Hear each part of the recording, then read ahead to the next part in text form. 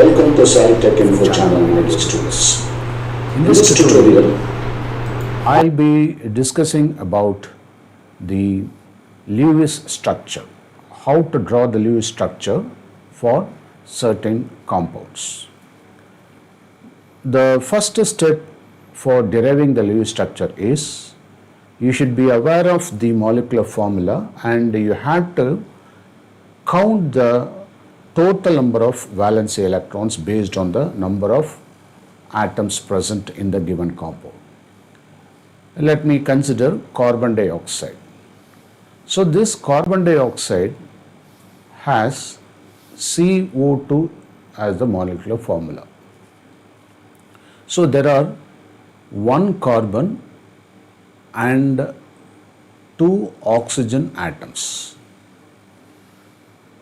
Let us count the total valency electrons. So the valency electrons in carbon is 4. That is, its atomic number is 6. So what is the electronic configuration? 1s2, 2s2, 2p2. So we need to consider this last shell, the second shell. So its valency shell electrons is 4. This is carbon. And what about oxygen? Oxygen, we have the atomic number 8. So here 1s2, 2s2, 2p4.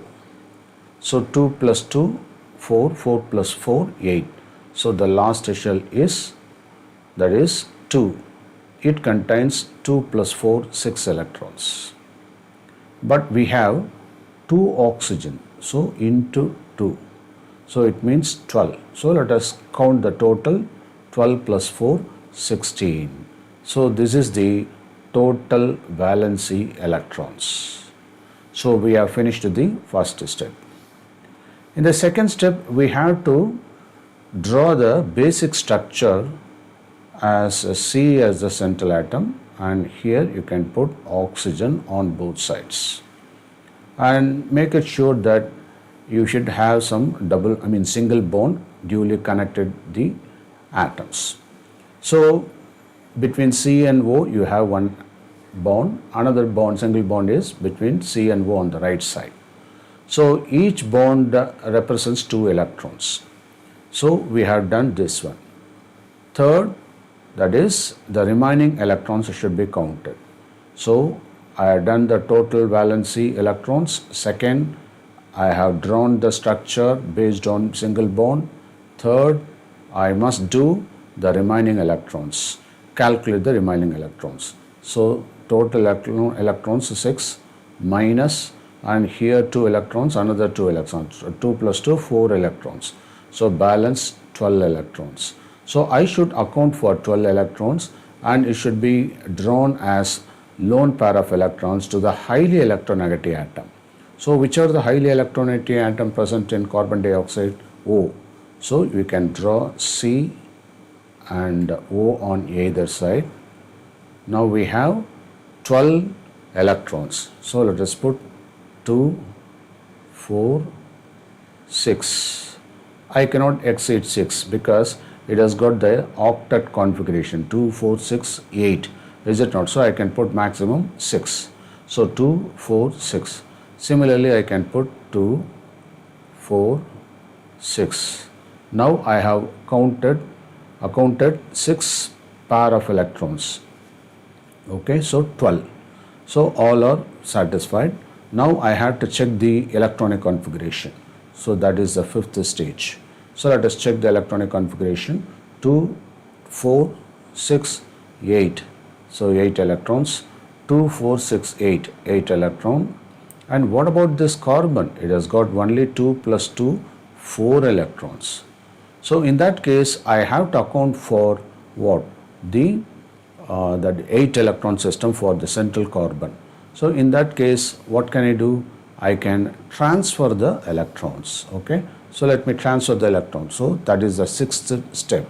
Transfer the electron. So when I transfer the electron, now I am able to get a double bond here, and similarly I can transfer another set of electron, so I can get double bond. Okay, so double bond means 4 electrons, and here also another 4 electrons, so 8 electrons. So all are satisfied. Let us check the electronic configuration once again. So that is the 6th step. So according to the 6th step, we can explain C, O, then C, and then O. So with the double bond.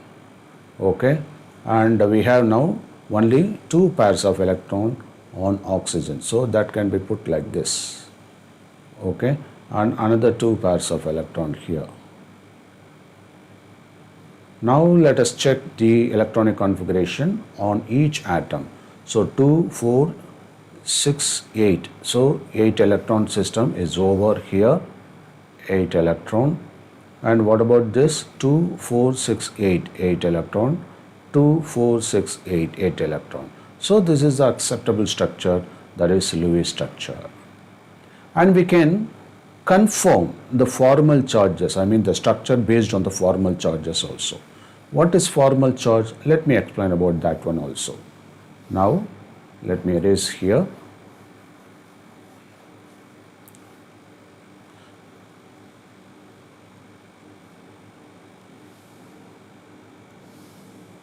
Okay, here. So let us talk about this oxygen, and before that let us see what is formal charge. Formal charge is equal to, it is given by the formula, that is number of valency electron, total number of valency electron, that is TVE, total number of valency electron, and then minus, then number of lone pair of electrons. Okay, so number of lone pair of electrons, then plus bonded pair of electrons, and it should, since bonded means 2 electrons are represented, so divided by 2. That is a safe technique.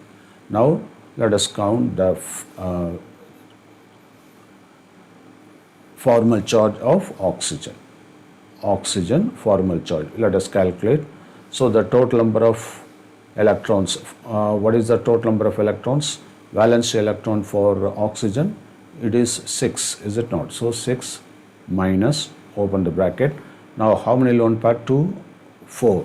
That is 4 lone pair of electrons plus, and what about the bonded pair? That is 2, 4. So 2 plus 4. Okay, so that is equal to, divided by 2. Okay, so that is equal to 4 by 2, 2, 2 plus 4, 6, 6 minus 6, 0. So the formal charge here is 0. And let us proceed with carbon. So what about carbon? For carbon, it is 4 in the outermost shell. So 4 minus, open the bracket, LP, lone pair, there is no lone pair, 0 plus. And what about a bonded pair? There are 1, 2, 3, 4 bonded pair. Is it not? So 4 bonded pair means how much? 8 electrons here. Is it not? You see here 2, I mean 1, 2, 4, 1, 2, 3, 4. So 4, okay, 4 bonds, and divided by 4 into 2, 8 divided by 2, that is 4. Okay, so that is equal to 4 minus 4, that is equal to 0. So for carbon also it is 0. So you can put 0 here. And this one is similar to this one, so you can work out the same thing. So you will get 0 here.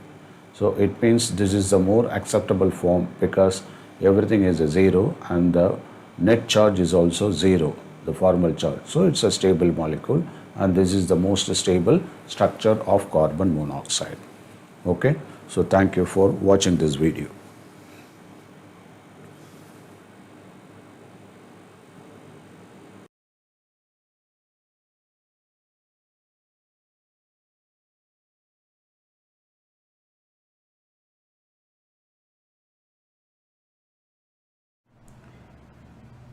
Lewis structure அப்படிங்கிறது, this is a pictorial representation of covalent bonding between the combining atoms.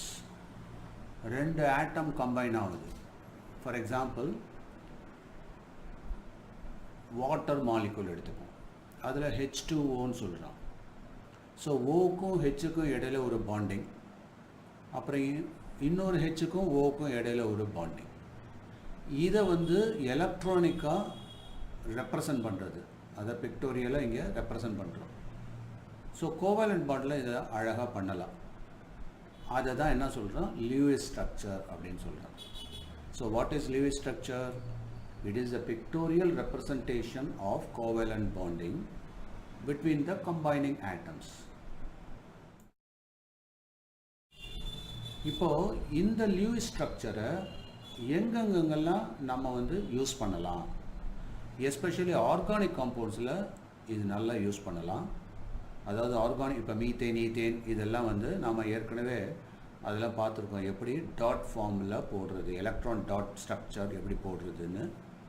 அதே மாதிரி S block elements, P block elements, D block elements, F block elements இதிலெல்லாம் அதனுடைய molecules, சின்ன சின்ன molecules எல்லாம் எப்படி form ஆகுது, அமோனியம் எப்படி ஃபார்ம் ஆகுது, இதெல்லாம் எலக்ட்ரான் டாட் ஃபார்மில் வச்சு நல்லா போடலாம். ஒரு பாண்ட் அப்படின்னாலே மினிமம் 2 எலக்ட்ரான்ஸ் தேவைப்படும் இல்லையா? So a pair of dots, அந்த பேர் ஆஃப் எலக்ட்ரானை தான் பேர் ஆஃப் டாட்டாக நம்ம இங்கே ரெப்ரசன்ட் பண்ணுறோம். அப்படிங்கிறப்போ சில பேர் ஆஃப் எலக்ட்ரான்ஸ் பாண்டிங்லேயே இன்வால்வ் ஆகாது. அந்த மாதிரி இன்வால்வ் ஆகாத பேர் ஆஃப் பாண்ட் எலக்ட்ரான்ஸ் என்ன சொல்லுவோம், நான் பாண்டிங் எலக்ட்ரான்ஸ், இல்லாட்டினா இன்னொரு பேர் லோன் பேர் ஆஃப் எலக்ட்ரான்ஸ் அப்படின்னு சொல்லலாம். They do not involve in bonding. ஓகேவா? இப்போது இந்த லூயிஸ் ஸ்ட்ரக்சரை எப்படி போடுறது அப்படிங்கிறத பற்றி டிஸ்கஸ் பண்ணுவோம். ஃபஸ்ட்டு ஸ்டெப்பு என்ன பண்ணணும்னா, இப்போ வாட்டர் மாலிகுல் நான் எடுத்துக்கிட்டேன். இந்த வாட்டர் மாலிகுலை எப்படி போடணும்? So draw the skeletal structure of the molecule. First நமக்கு வாட்டர் மாலிகுலில் என்னென்ன ஆட்டம்ஸ் இருக்குன்னு தெரியும். 2 ஹைட்ரஜன், ஒரு ஆக்சிஜன். இதில் நம்ம என்ன பண்ணணும், the most electronegative atom, 2 type of atom இருக்குது இல்லையா, ஆக்சிஜன் இருக்குது, ஹைட்ரஜன் இருக்குது. இதில் எது மோஸ்ட் எலக்ட்ரோநெகட்டிவ்? ஆக்சிஜன் தான் மோஸ்ட் எலக்ட்ரோநெகட்டிவ். ஸோ அப்போது அதை சென்டராக போட்டுட்டு 2 ஹைட்ரஜனையும் ஈக்குவலாக டிஸ்ட்ரிபியூட் பண்ணி விட்டுறோம். This is the first step we have to take. இப்போ நம்ம 2வது ஸ்டெப்புக்கு வருவோம். அதில் என்ன கொடுத்துருக்கோம், calculate the total number of valence electrons of all the atoms in the molecule. So நம்ம ஃபஸ்ட்டு பண்ண வேண்டியது என்னென்னா, அதாவது செகண்ட் ஸ்டெப்பு, அதில் உள்ள வேலன்சி எலக்ட்ரான்ஸ் எல்லாம் டோட்டலாக கால்குலேட் பண்ணிடணும். இது எப்படி பண்ணுறது? ஃபார் இன்ஸ்டன்ஸ், இப்போது ஹைட்ரஜன் அண்டு ஆக்சிஜன் இருக்குது இல்லையா, 2 ஹைட்ரஜன் இருக்குது. ஸோ ஹைட்ரஜனில் ஆஃப்டர் ஆல் ஒரு எலக்ட்ரான் தான் இருக்குது, அந்த வேலன்சி எலக்ட்ரான் 1 தான். ஆனால் அதில் எத்தனை ஆட்டம் இருக்குது? 2 ஆட்டம் இருக்குது. அப்போ 2 × 1. நான் சொல்ல பாயிண்ட் புரியுதா? அப்போ 2 எலக்ட்ரான்ஸ் ஃப்ரம் ஹைட்ரஜன், இதுதான் வேலன்ஸ் எலக்ட்ரான் 2 இருக்குது. அடுத்தது ஆக்சிஜன். ஆக்சிஜனோட அட்டாமிக் நம்பர் அப்படின்னு பார்த்தோம்னா எவ்வளோ? 8. அதில் வேலன்ஸ் எலக்ட்ரான்றது என்னது? அவுட்டமோஸ்ட் ஷெல்லில் உள்ள எலக்ட்ரான்ஸ் தான் நம்ம வேலன்ஸ் எலக்ட்ரான் சொல்லுவோம். ஸோ 8னா நம்ம கே ஷெல்லில் 2, எல் ஷெல்லில் 6 இருக்குது. அப்போ அந்த 6 எலக்ட்ரானை நம்ம கன்சிடர் பண்ணணும். புரியுதா? ஸோ ஏற்கனவே 2 hydrogen electrons plus 6 oxygen electron, 2ஐயும் சேர்த்தோம்னா ஆக்சிஜன் ஒரு ஆட்டம் தான் இருக்குது. அப்போ 1 × 6 6. வேறஸ் வேலன்சி ஆஃப் ஹைட்ரஜன் 1 தான், ஆனால் 2 இருக்குது. அப்போ 2 × 1, 2 hydrogen. So 2 × 1 plus 1 × 6, that is 2 + 6 = 8. அப்போ வேலன்சி எலக்ட்ரான் டோட்டலாக 8 எலக்ட்ரான் இருக்குது. அதை நம்ம கால்குலேட் பண்ணிடணும். ஓகேவா? இதில் முக்கியமாக தெரிஞ்சுக்க வேண்டியது என்னன்னா, இப்போ in case of polyatomic ions, the charge of ion should also be considered. இப்போ ஏதாவது பாலிஅட்டாமிக் அயானம் வந்து அது ஏதாவது சார்ஜ் வந்ததுன்னா அந்த சார்ஜையும் சேர்த்து நம்ம கன்சிடர் பண்ணணும். ஃபார் எக்ஸாம்பிள் OH மைனஸ் இருக்குது. ஸோ OH மைனஸ் இருக்குது, நம்ம எப்படி போடுறது? ஓன்னா அந்த இடத்துல 6 வேலன்சி எலக்ட்ரான், ஹைட்ரஜனுக்கு ஒரு வேலன்சி எலக்ட்ரான், ஸோ 6 + 1 7. அதோடு இல்லாமல் மைனஸ் இருக்குல்ல, அப்போ ஒரு எலக்ட்ரான் எக்ஸ்ட்ராவாக இருக்குது, அதையும் சேர்த்து கவுண்ட் பண்ணணும். நான் சொல்கிற பாயிண்ட் புரியுதா? இதுவே அப்போ டோட்டல் எவ்வளோ ஆச்சு? 7 + 1 8ன்னு ஆகிடும். இப்போ இதுவே பாசிட்டிவ் அயான் இருக்குன்னு வச்சுக்க, ஃபார் எக்ஸாம்பிள் Na+ அப்படின்னு கொண்டு வந்தேன்னா Na+ல் டோட்டலாக அட்டாமிக் நம்பர் 11, புரியுதா? ஆனால் இந்த இடத்துல எப்படி இருக்கும்? இப்போ NAவை எடுத்துப்போம். NAவில் வந்து 11 எலக்ட்ரான் இருக்குது, ஆனால் Na+ல் 10 தான் இருக்குது, புரியுதா? இப்போ Na11 அதாவது நியூட்ரலாக இருக்கிறப்போ அந்த இடத்துல நம்ம என்ன பண்ணுறோம்? 2 + 8 + 1 அப்படின்னு நம்ம எடுத்துருப்போம். ஆனால் Na+ அப்படிங்கிறப்போ அந்த இடத்துல ஒரு எலக்ட்ரான் போயிடுச்சு, ஸோ நம்ம சப்ட்ராக்ட் பண்ணணும். ஸோ அப்போ வேலன்சி எலக்ட்ரான்லேருந்து 1 சப்ட்ராக்ட் பண்ணணும். ஸோ இதுதான் லாஜிக். ஆனையானா இருந்தால் என்ன பண்ணணும்? எவ்வளோ எலக்ட்ரான் இருக்கோ எவ்வளோ சார்ஜ் இருக்கோ அவ்வளோ ஆட் பண்ணணும்.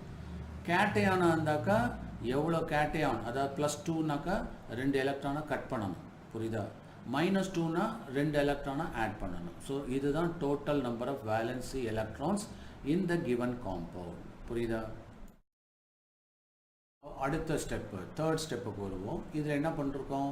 ஆக்சிஜன் போட்டோம், 2 பக்கமும் ஹைட்ரஜன் இருக்குது, இதை ஒரு சிங்கிள் பாண்டில் லிங்க் பண்ணி விட்டோம்னா, ஏற்கனவே ஸ்கெலட்டல் ஸ்ட்ரக்சர் போட்டோம் இல்லையா, சிங்கிள் பாண்டில் போட்டோம். ஸோ சிங்கிள் பாண்டில் போட்டாக்கா நமக்கு ஏற்கனவே தெரியும், சிங்கிள் பாண்டில் போட்டால் அங்கே 2 எலக்ட்ரான் இருக்குது ஒரு பாண்டுக்கு. நான் சொல்கிற பாயிண்ட் புரியுதா? அதே மாதிரி இந்த OHக்கு இடையில 2 எலக்ட்ரான் இருக்குது, அதுதான் ஒரு பாண்டாக நம்ம காமிக்கிறோம், ஓகேவா? இப்போ என்ன பண்ணணும்? இந்த ரிமைனிங் வேலன்சி எலக்ட்ரான்ஸ் பேர்ஸாக இருக்கும் இல்லையா, அந்த பேர்ஸாக வந்து நாம் ஃபஸ்ட்டு அந்த எலக்ட்ரோநெகட்டிவ் ஆட்டத்துக்கு முதல்ல சாட்டிஸ்ஃபை பண்ணிடணும். பேலன்ஸு இருந்ததுன்னா மற்றதுக்கு போடலாம். ஸோ இப்போது ஆக்சிஜனுக்கும் ஹைட்ரஜனுக்கும் இடையில 2 எலக்ட்ரான் இருக்குது, இந்த ஹைட்ரஜனுக்கும் ஆக்சிஜனுக்கும் இடையில 2 எலக்ட்ரான் இருக்குது. ஆனால் நம்ம எவ்வளோ டோட்டலாக கால்குலேட் பண்ணோம்? 8 வேலன்சி எலக்ட்ரான் இருக்கிறதா போட்டோம். ஸோ இந்த ரெண்டையும் கழிச்சிட்டோம் அப்படின்னாக்கா எவ்வளோ ஆச்சு? 8 - 4, ஏன்னா 2 2 இல்லையா, ஸோ 4 கழிச்சா மிச்சம் 4 வருது. அந்த 4 நம்ம என்ன பண்ணணும்? லோன் பேர்ஸ், அது வந்து பாண்டில் இன்வால்வ் ஆகாமல் தனியாக இருக்கிற பேர். அப்போ 2 பேர்ஸ் ஆஃப் எலக்ட்ரான்ஸாக போட்டு விட்டுடணும். அது பேர் தான் லோன் பேர்ஸ் ஆஃப் எலக்ட்ரான். இப்போ வாட்டருக்கு இப்படி போட்டோம். அது எப்படி பண்ணணும்? அது ஆக்டட் ரூல் சாட்டிஸ்ஃபை பண்ணுற மாதிரி போடணும். ஸோ ஆக்சிஜனுக்கு இப்போ ஆக்டட் ரூல் சாட்டிஸ்ஃபை ஆகிடுச்சு. ஏன்? லோன் பேர் ஆஃப் எலக்ட்ரான்ஸ் 2 வந்துருச்சா, ஸோ 2 2s are 4. அதை தவிர இந்த பக்கம் 2, அந்த பக்கம் 2, அப்போ ஆக்டட் ரூல் ஃபினிஷ்டு, புரியுதா? அதே மாதிரி ஹைட்ரஜனை பொறுத்தவரையில் பார்த்தாக்கா காமனாக இருக்கக்கூடியது 2 எலக்ட்ரான், ஸோ அப்போ டியூயட். இந்த பக்கம் உள்ள ஹைட்ரஜனுக்கும் டியூயட், ஸோ ரெடி ஆயிடுச்சு. இப்போ வெரிஃபை பண்ணிப்பாரு. அதாவது HOH, ஹெச்சுக்கு கீழே 2 அப்படின்னு எழுதிக்க, ஏன்னா அது டியூயட். ஆக்சிஜனுக்கு கீழே 8ன்னு இருக்குது, அதனால 8 ஆக்டட். இந்த ஹைட்ரஜனுக்கு கீழே 2 இருக்குது, அதனால டியூயட். ஸோ எல்லாம் சாட்டிஸ்ஃபை ஆகிடுச்சு. அப்போ HOHன்னு எழுதி அதுக்கு கீழே 2, ஆக்சிஜனுக்கு நடுவில் அங்கே 8, ஹைட்ரஜனுக்கு 2, அப்போ 2 8 2 அந்த மாலிகுலுக்கு கீழே நம்ம எழுதணும். எழுதி yes, octet rule satisfied. So this is the acceptable Lewis structure, ஓகேவா? இப்போது நாம் எதிர்பார்க்குறது என்னென்னா HOH according to Lewis structure, அது ஒரு லீனியர் ஸ்ட்ரக்சராக தான் இருக்கும்னு எதிர்பார்க்குறோம். ஆனால் அந்த மாதிரி லீனியராக இருக்கிறது இல்லை, அது வந்து ஒரு பென்ட் ஃபார்மாக பக்கத்தில் கொடுத்துருப்பான். இது ஏன் அப்படின்னா, இந்த ஆக்சிஜன் மேலே 2 பேர் ஆஃப் எலக்ட்ரான்ஸ் இருக்குல்ல, அது என்ன பண்ணும்? எலக்ட்ரானுக்கு எலக்ட்ரான் செட்டுக்கும் ரிப்பல் பண்ணும். அப்படி ரிப்பல் பண்ணுறப்போ அந்த இடத்துல ஒரு ரூல் அப்ளை ஆகுது, ஒரு தியரி, அதுதான் வெஸ்பர் தியரின்னு பேர். VSEPR அப்படின்னு பேர். VSEPR அப்படின்னா it stands for valency shell electron pair repulsion theory. நல்லா புரிஞ்சுக்கோ. வெஸ்பர் தியரின்னா என்ன? Valency shell electron pair repulsion theory. அதாவது வேலன்சி ஷெல்லில் இந்த மாதிரி pairs of electrons பக்கத்தில் இருந்ததுன்னா அந்த ரெண்டும் ஒன்னோட ஒன்று ரிப்பல் ஆகி அந்த ரிப்பலோட இம்பேக்ட் வந்து இந்த பாண்டட் எலக்ட்ரானுக்கும் வந்து அந்த ஸ்ட்ரக்சரை பெண்ட் பண்ணி விட்டுரும். அப்போது லீனியராக இருக்க வாட்டர் மாலிகுல் என்ன ஆகிடும், இந்த மாதிரி பெண்ட் ஃபார்மில் மாறிடும். It is because of the repulsion between the two pairs of electron, that is lone pairs of electron. அதனால தான் வாட்டரோட ஆக்சுவல் ஸ்ட்ரக்சர் வந்து லீனியர் கிடையாது, பெண்ட் ஸ்ட்ரக்சர். இங்கே தான் இந்த valency shell electron pair repulsion தியரின்றது அப்ளை ஆகுது. So what is valency shell electron pair repulsion theory? VSEPR தியரின்னா என்ன? வேலன்சி ஷெல் அங்கே இருக்கக்கூடிய எலக்ட்ரான் பேர் ஒன்னோட ஒன்று ரிப்பல் ஆகும். இது வந்து லோன் பேருக்கும் இடையில உள்ள ரிப்பல்ஷன். அது அக்ரவேட் ஆகி என்ன ஆகிடும், லோன் பேருக்கும் பாண்டட் பேருக்கும் ரிப்பல்ஷன் ஆகிடும். அதனால அந்த என்டையர் ஸ்ட்ரக்சரே டிஸ்டர்ப் பண்ணி மாற்றி விட்டுரும். இது பேர் தான் valency shell electron pair repulsion தியரின்னு பேர். புரியுதா? அப்போது இங்கேருந்து ஒரு முக்கியமான விஷயம் தெரிஞ்சுக்கிட்டோம். என்ன அப்படின்னா, வெறுமனே லூயிஸ் ஸ்ட்ரக்சர் போட்டால் மட்டும் பத்தாது, ஆக்சுவல் ஸ்ட்ரக்சர் வேணும்னா இந்த மாதிரி வெஸ்பர் தியரி அப்படிங்கிற ஒரு கான்செப்டும் நமக்கு முக்கியமாகிடுது. இந்த பாயிண்ட் புரியுதா? ஸோ அதனால தான் அதை valency shell electron pair repulsion theory molecular structures எல்லாம் போடுறதுக்கு ரொம்ப ரொம்ப யூஸ்ஃபுல்லான ஒரு concept.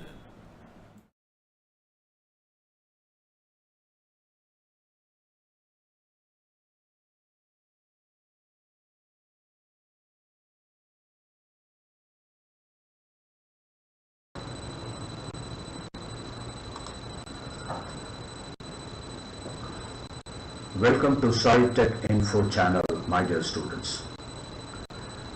In today's session, we'll be discussing about Lewis structure.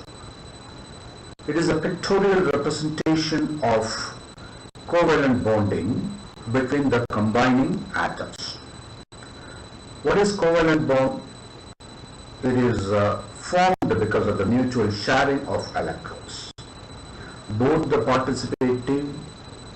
participating elements are electronegative, probably equally electronegative. When there is a difference in electronegativity, then it may lead to ionic bond. Now we are talking about covalent bond. And where this Lewis structure concept can be applied. This is applicable in case of S block elements, P block elements, D block elements, F block elements. Then we can also apply in organic compounds, in elucidating the structures of organic compounds. The electron dot formula of organic compounds. Some simple structures. It is the shared valency electrons, and they are represented as a pair of dots between the combining atoms. The unshared electrons of the atoms are represented as a pair of dots, and they are generally called lone pair of electrons. They are also called non-bonding electrons. Now let us see some steps to draw the Lewis structure. Let us consider the simple structure, water. So water, you know the molecular formula, that is HOH, that is H2O. So what we need to do is, you have to place the electronegative atom at the center and hydrogen on either side. Now we need to calculate the total number of valency electrons of all the atoms in the molecule.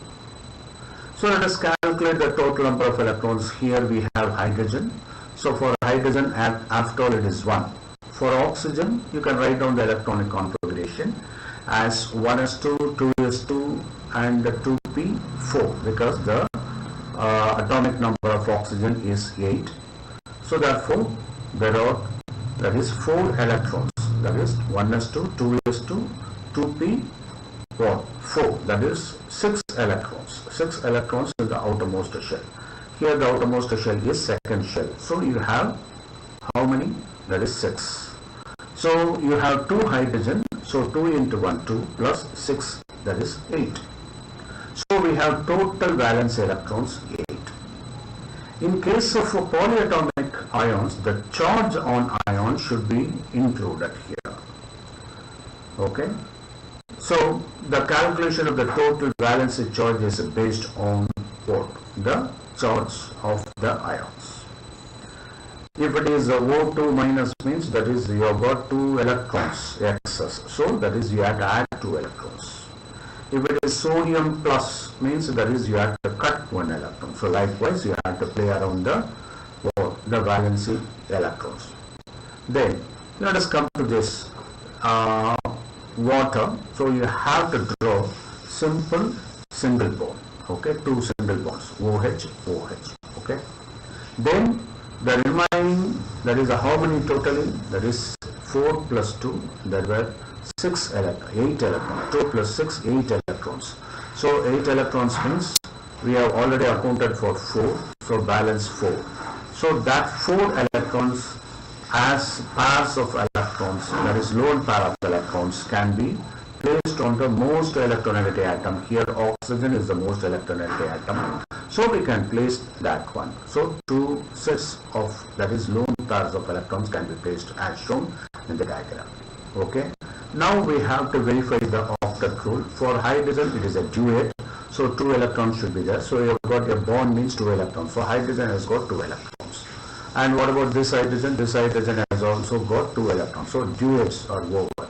Then what about oxygen? It should have 6 electrons. That is, it should obey the octet rule. So 2 sets of lone pair of electrons. So 2 into 2, 4. And bonded pair. So again 2 into 2, 4. So 4 plus 2, 4 plus 4, 8. So we have 8 electrons. Okay. So this is the way we have to draw the Lewis structure of some simple compounds. Okay. Thank you very much for watching this video.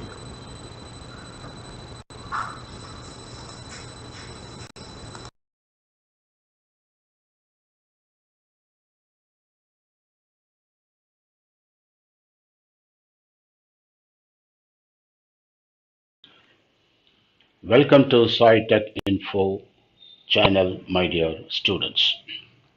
In this session, I'll be discussing about the Lewis structures for exceptions to octet rule. Here, molecules with the electron deficient central atoms should be taken into account. So let us consider boron. So boron has the atomic number where you can find the deficiency of electron. See, that is a what is the atomic number of boron? It is just before the carbon atom in the first row of p block elements, is it not? So carbon, the atomic number of carbon is 6. So in this case, the boron has 5 as the atomic number. So let us try to write down the electronic configuration of boron having the atomic number 5. So 1s2, 2s2, then 2p1. So it means in the second shell, that is its outermost shell, boron has 3 electrons. So we have provided here 3 electron 1, electron 2, electron 3. And similarly for fluorine atom, it has the valence electron 7. So we have put 2, 4, 6 and 1 electron 7. So the fluorine has octet configuration. This fluorine is also having octet and the other one also, other fluorine. But what about boron? It has only 2, 4, 6. So it means it is electron deficient, and that is why the boron is known as the electron deficient central atom. So molecules are containing odd electrons. Molecules containing odd electrons means that is in certain cases the molecules will be having odd number of electrons, and molecules are having expanded valence shell. So all these three are taken into account when we talk about the Lewis structure. So they are the exceptions. So these three are the exceptions for the octet rule. So do you remember? So in Lewis structure, we have we have included one of the important steps, that is the octet configuration as a very important step, but in this case it is excluded. So in which cases they are excluded? Molecules having electron deficient central atom, molecules containing odd electrons, and molecules with expanded valence shell. So do you understand? So there are some exceptions to octet rule for deriving the Lewis structures. Okay. So you can look into this structure also in the case of nitrogen, oxygen. You can see every time, that is, I think we have already discussed about the formal charges. So you have to ascertain the formal charge also, and based on that we have to declare this stability. So practice these, the Lewis structures for these molecules are shown in this diagram. Okay, and this is phosphorus pentachloride. So as I already suggested, phosphorus is the central atom and chlorine atoms are surrounding. So we need to, that is, arrive at the Lewis electron dot structure uh, by following the procedure. Okay, so practice all these things. This is called sulfur hexafluoride. Okay, right. Thank you for watching this video.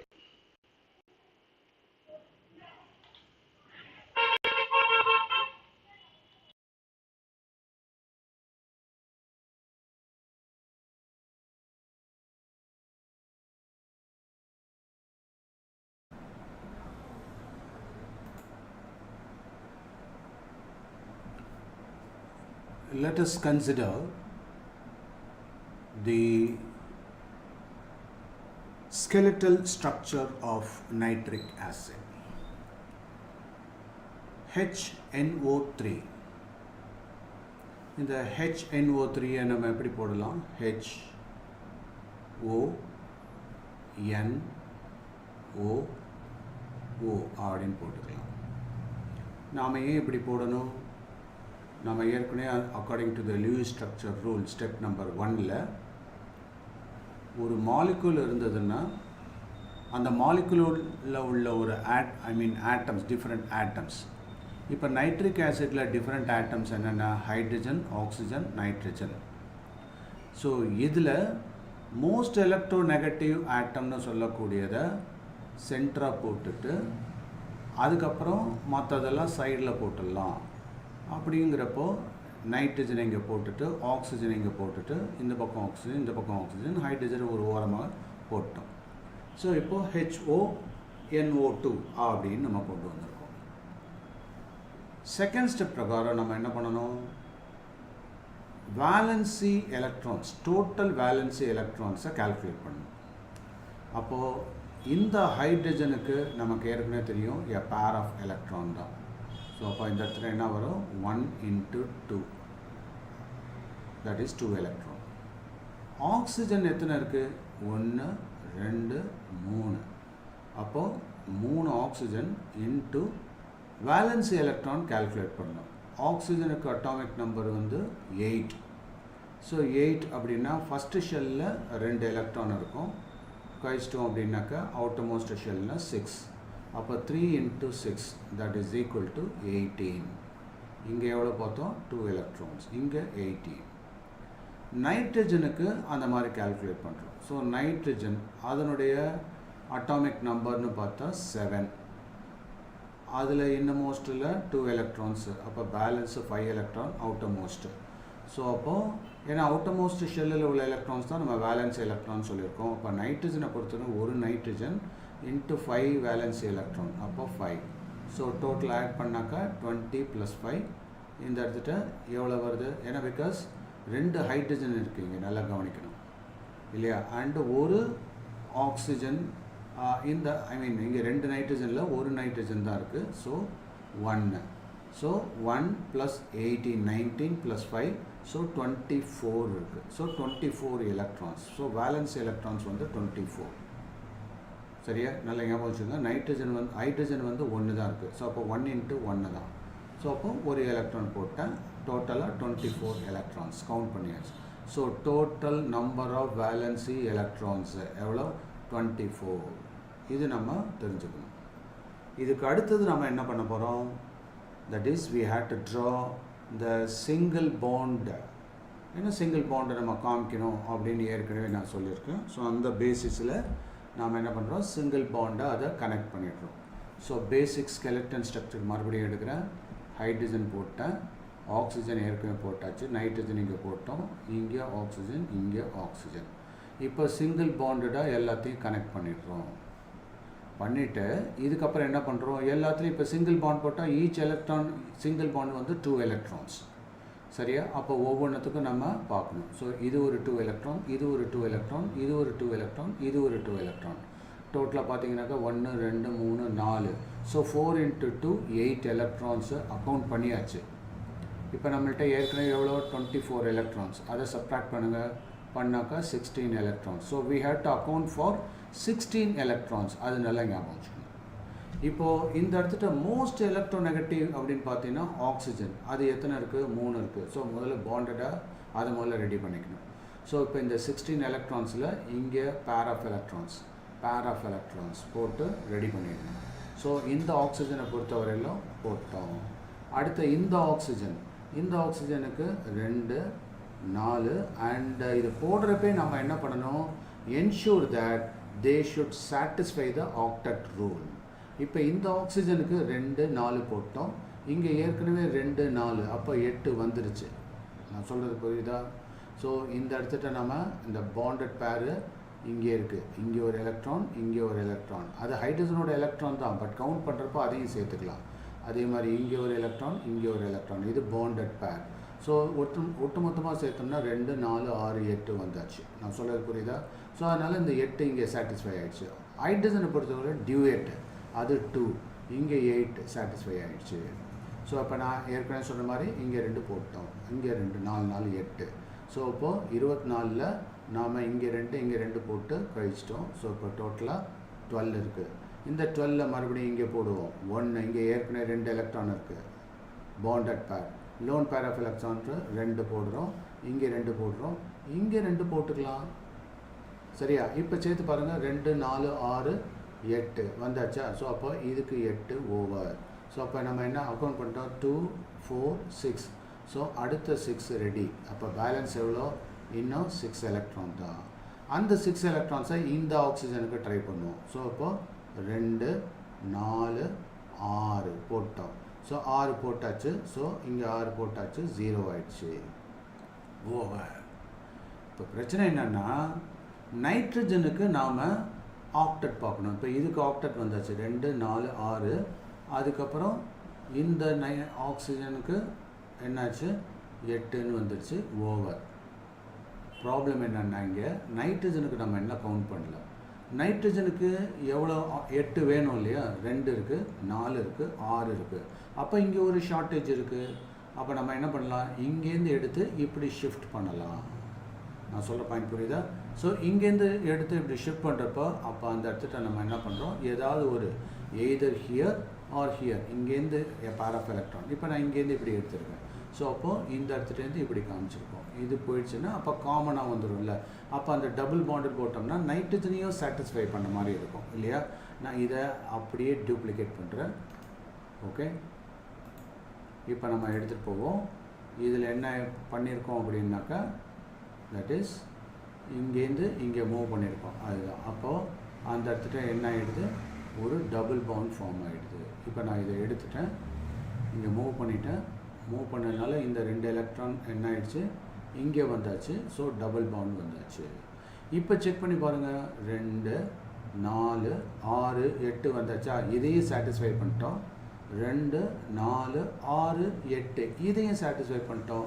அப்போ the ultimate structure அப்படிங்கிறது HO, அப்புறம் single bond nitrogen, double bond oxygen, இந்த இடத்துல O. இப்போ bonded பேர் போடுவோம். That is bonded பேர் ஏற்கனவே போட்டாச்சு. இப்போ லோன் பேர் போட்டாச்சா? இப்போ இங்கே ஒரு ஆக்சுவலாக வந்து பார்த்தோன்னா நைட்ரஜனுக்கு வந்து பேர் ஆஃப் எலக்ட்ரான்ஸ் அங்கே இருக்குது. நான் அதை எக்ஸ்பிளைன் பண்ணுற மறுபடியும். இப்போதைக்கு நாம் இது மாதிரி போட்டு அரைவேட் பண்ணியிருக்கோம். இப்போ இந்த இடத்துல 2 4 6 அப்படின்னு வந்தாச்சு.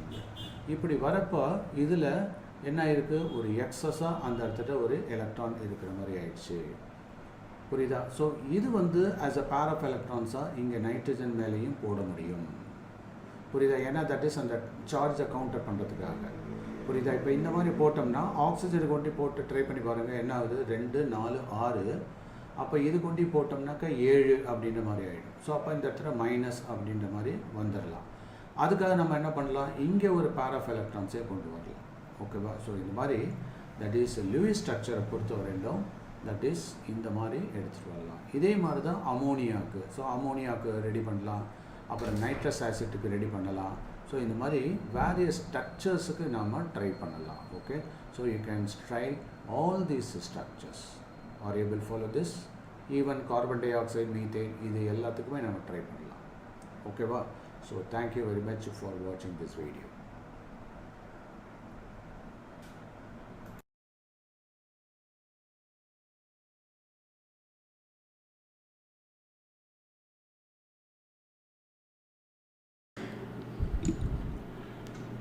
Let us discuss about the valency shell electron pair repulsion theory. You can please simultaneously take down the notes. Valency shell. So V stands here for valency. Valency shell electron pair repulsion. So that is called simply, it's a mnemonic, Vesper theory. Okay. VSEPR, Vesper theory. So this Vesper theory, even from the word Vesper, you can easily understand the valency shell. It means the electrons available in the valency shell, is it not? The electron pair, there is a repulsion among them and between other bonding electrons also. Okay, right. Now let me discuss one by one. The Vesper theory, it has got certain postulates. How many postulates are there? 1, 2, 3, 4, 5, 6 postulates are there, right? The shape of a molecule depends upon the number of valence shell electron pairs, bonded or non-bonded. So it means shape of the molecule, please note down, shape of the molecule depends on the number of valence shell electron pairs. When you say electron pairs, whether it is a bonded or non-bonded, okay, around the central atom, right, around the central atom. So let me highlight the important terms here. So what is the very important term here? The shape and the valency electron. They talk about the shape, right? So shape of molecule is dependent on the number of valency shell electron pair. Okay, right. So this you can easily remember valency because we have got the answer in the question itself. VSPR means valency shell electron pair. So VSPR means valency shell electron pair. And there are, from this you can understand that there are 2 types of bonded pair. For example, let me consider nitrogen here. Okay, see the atomic number of nitrogen is 7. 1s2, 2s2, 2p, how much? 3. So let us put the box here, 1 s and p is px, py, pz, is it not? So in each you have 2 electrons like this, parallel spin, anti-parallel spin, and here you have 3, is it not? So 1, 2, 3. Now you must understand here what is valency shell. It is the outermost shell. Please note down, valency shell means outermost shell, is it not? The ultimate shell, outermost shell, the exterior shell, right? So here the exterior shell is 2, the second shell, is it not? And how many electrons are there? 3 plus 2, 5 electrons. So here you have got, now this is called non-bonding electron pair. This is also called a lone pair, or able follow. So what is LP? Write down. LP, lone pair of electrons, and this is non-bonding electrons. And these are called bonding electrons. Are you able to understand? Bonding electrons. Now sometimes there will be some bonded electrons as pairs also. Okay. Anyway, so we have got, now I hope now you should be able to understand the difference between what is that bonded and non-bonded. Is it clear? So there are some non-bonding and there are some bonded electron. Got this point? For example, let me consider hydrogen. Hydrogen has got one electron. This hydrogen has got one electron. So there is a common overlapping between these two electrons, and that results the bonding, and that is represented as a H. So this is bonding. Are you able to follow? So from this, one point is very clear. For a formation of a bond, minimum 2 electrons are required. Got this point? Let me consider nitrogen in ammonia. Right? So this nitrogen, we have got already for everything, electronic configuration is very, very important. Right?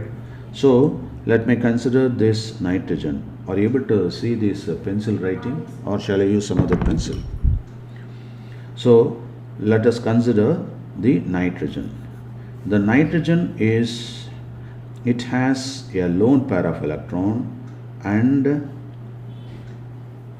the bonded electron like this, because we have got already 5 electrons, is it not? So here we have discussed, this is 2 and this is 3. So these are bonded electrons and this is non-bonding electrons. Sometimes it can be represented like this also. Okay, indicating that this is a lone pair of electrons. And what about this hydrogen? Hydrogen, it has got one electron. This hydrogen has got one electron, and this hydrogen has got one electron. Now there is a tendency to form a bond like this. Are you able to follow? So when they are approaching each other, definitely it will form a bond like this. Am I right? H. Done. And this is a pair of electron, that is a lone pair of electron like this. Okay, so this is called lone pair of electrons. This is lone pair of electrons or non-bonding electrons. Got it? And these are all bonded pair. I hope now you should be able to understand why I call this as pair. Got it? So these are because you got one electron of nitrogen and one electron for hydrogen, one electron of nitrogen, so likewise. Okay, so these are all what? Bonded pair. Are you able to understand this? So how many bonded pairs are available here? There are 3 bonded pair and there is only one lone pair. Now what happens is, there is a repulsion between these 2 pairs.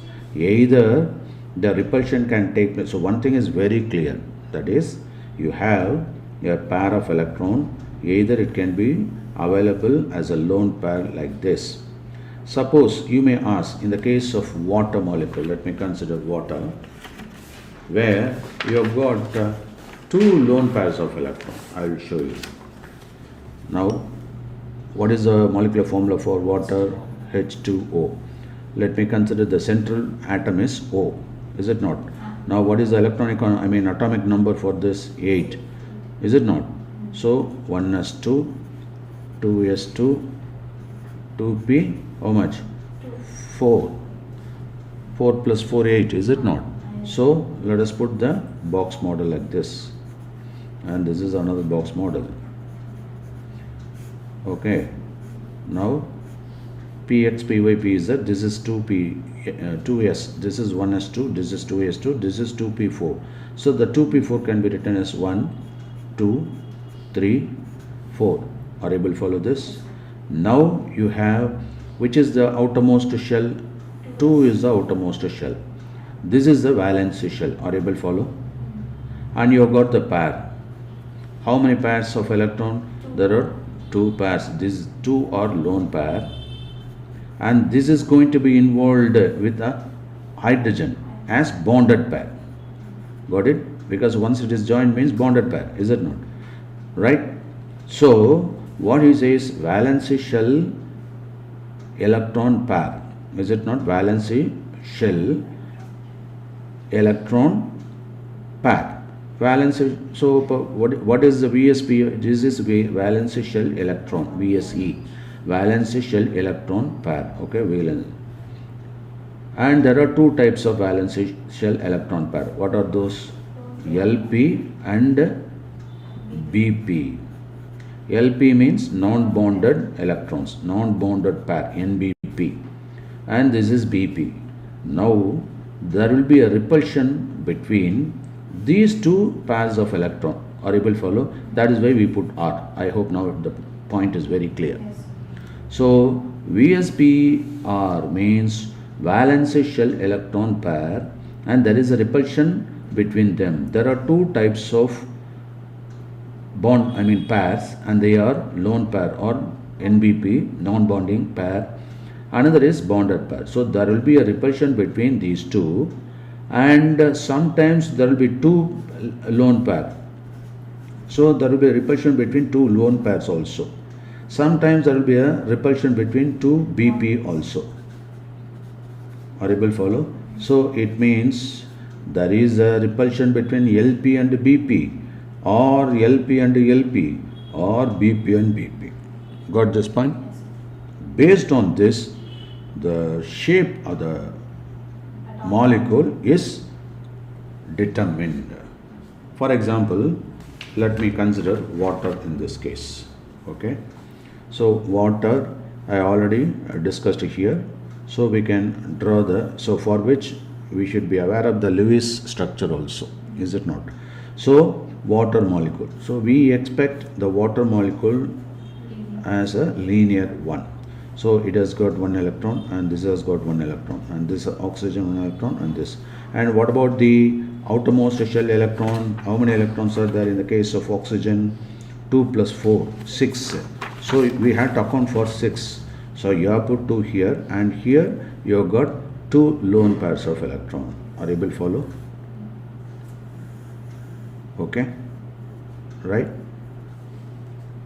Now, according to Vesper theory, what happens here? This is lone pair of electron. This is another lone pair of electron, and these are the bonded pair. Okay, so what happens? There will be a terrific repulsion between these two.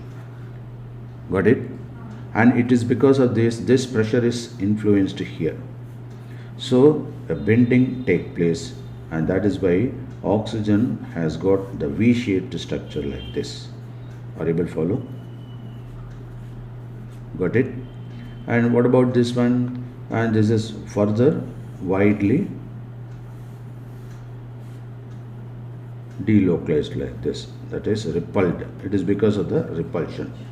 So this is linear structure, and this is the bent structure. Is it not? So this structure is more stable. Okay, and that is why we recognize the bent structure, the V-shaped structure of water molecule. Are you able to follow? Okay, so this is based on the valency shell electron pair, valence shell electron pair repulsion theory, we can what? Structure. Yes, determine the structure. Now let us go through one by one. Is it clear now? Right. So the shape of the molecule depends on the number of valence shell electron pairs. So we know bonded and non-bonded or non-bonded, and this happens around the central atom. Got it? So this is the first point. Second point, the pairs of electrons in the valence shell repel one another. So we talk about here the valence shell repel one another, right? Since their electron clouds are negatively charged, so both of them are negatively charged, so negative to negative there will be a repulsion. Are you able to follow? And third point, these pairs of electrons tend to occupy such positions in space that minimize the. So if there is for example, if two friends are fighting each other in a bench, what teacher suggests, hey, that is, you please keep yourself isolated. Okay, so thereby now these two electrons or pairs of electrons are slightly repelling and maximize the distance. Okay, so repulsion what makes the maximization of the distance between them. So here we talk about the repulsion and maximize the distance. Correct? Right. Then fourth point, the valence shell is taken as a sphere. Usually the valence shell is a sphere, a symmetric one with electron pair localizing mean fixed at one spherical space. So it is a symmetric sphere at maximum distance. So they want to keep apart so that they let it be comfortable. Okay. Then the multiple bond. So here we talk about here the valence shell spherical structure with maximum distance from one another, right? In order to reduce the impact of the repulsion. Got it? Right. And fifth point is the bond, the multiple bond. Multiple bond is treated. What do you mean by multiple bond? Double bond, triple bond, etc. So the multiple bond is treated as if it is a single electron pair. If there is a double bond, C double bond O double bond, and that should be taken as a single electron pair, and the two or other three electron pairs of multiple bond are treated as a single super pair.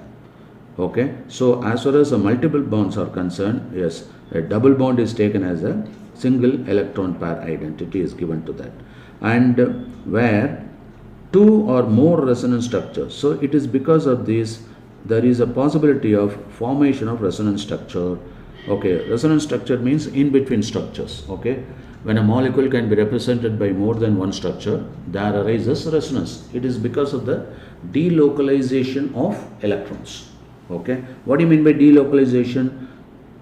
Instead of localizing at one place, fixing, for example, if you go to, if you travel in a bus and there is a single vacancy, there a double seater, okay, and there is one lady sitting there and you want to occupy another seat, you will go and try to request and adjust herself, is it not?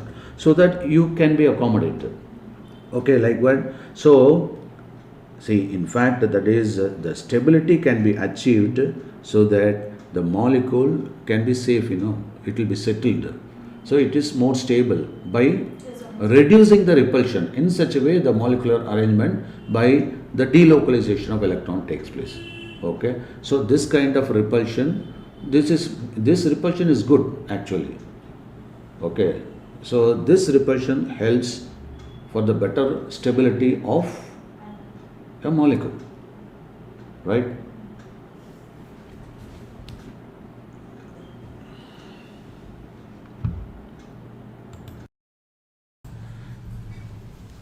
In this session, I'll be discussing about the structural aspects of carbonyl compounds. When I say carbonyl compounds, aldehydes, ketones, carboxylic acids will be discussed. Then we will discuss about the preparation followed by the properties of carbonyl compounds.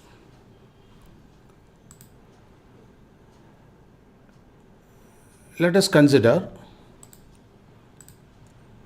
the carbonyl compounds and its structure.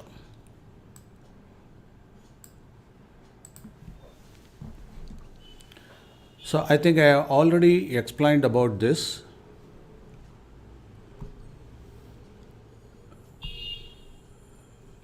When we say carbonyl compound means that is it has C double bond O and single bond.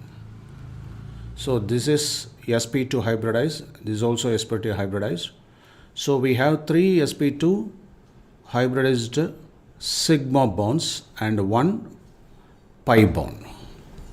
You know very well about sigma bond. Sigma bond arises due to linear overlapping or axial overlapping. When you have two p orbitals, it can overlap like this. So axial overlapping, that leads to a sigma bond like this. Okay, so there will be a overlap. So this is sigma bond, and this can happen along with p and s orbital also. So in that case, it can form an orbital like this. Okay. So that leads to sigma bond once again. So it is axial overlapping. So sigma bond is due to axial overlapping.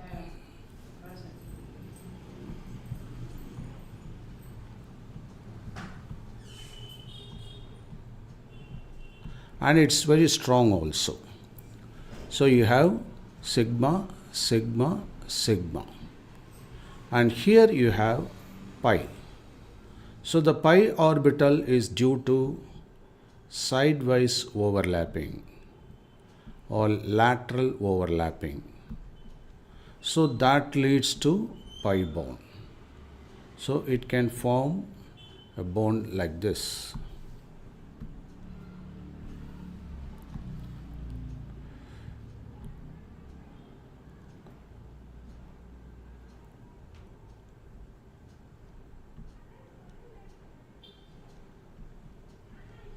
So this is, it looks like dog's bone, so pi bone.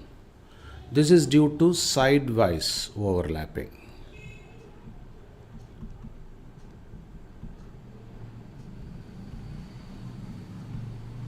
This sidewise overlapping leads to pi bond. Of course, sigma bond is stronger than pi bond. In fact, pi bond is weaker. When it is rotated, it has the tendency to break. And that is why it's very sensitive and it can form easily products. That is, it can easily react. And particularly when it is bound with the two differently electronegative atoms. Like in the case of carbon, this is less electronegative and oxygen is more electronegative. So because of the difference in electronegativity, there is a chance of transfer of pi electron. So this oxygen has already a pair of electron. Two pairs of electron. They are called non-bonding electron or lone pairs of electron. Now what happens?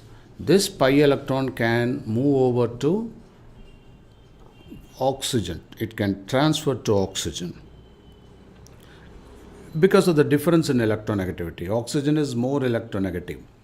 So it can, attract the electron towards itself. And thereby it becomes delta minus. And this may become plus. And that is why you are able to get plus and minus here. So, what are the key points about the structural aspects? Since it is sp2 hybridized, it has the triangular planar structure. So you can observe here a triangular planar structure. And that too, since these are all, that is after the pi electron transfer, it may attain this symmetric triangle like this with 120 degree angle. Okay, so what happens? All are in the same plane. Of course, this pi bond is perpendicular to the sigma plane, sigma bond plane, that is indicated in yellow line here, yellow highlight here. Whereas this is perpendicular. So let me note down the key points here. The carbonyl carbon atom is sp2 hybridized. This is very important. Second point, forms a 3 sigma bond.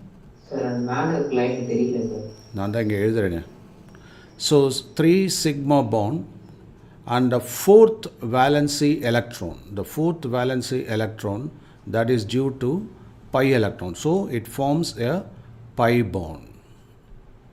So 3 sigma bond and 1 pi bond with oxygen. Pi bond with oxygen.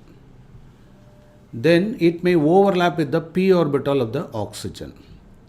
In addition to that, this oxygen has 2 non-bonding electrons. Non-bonding electron pairs, oxygen.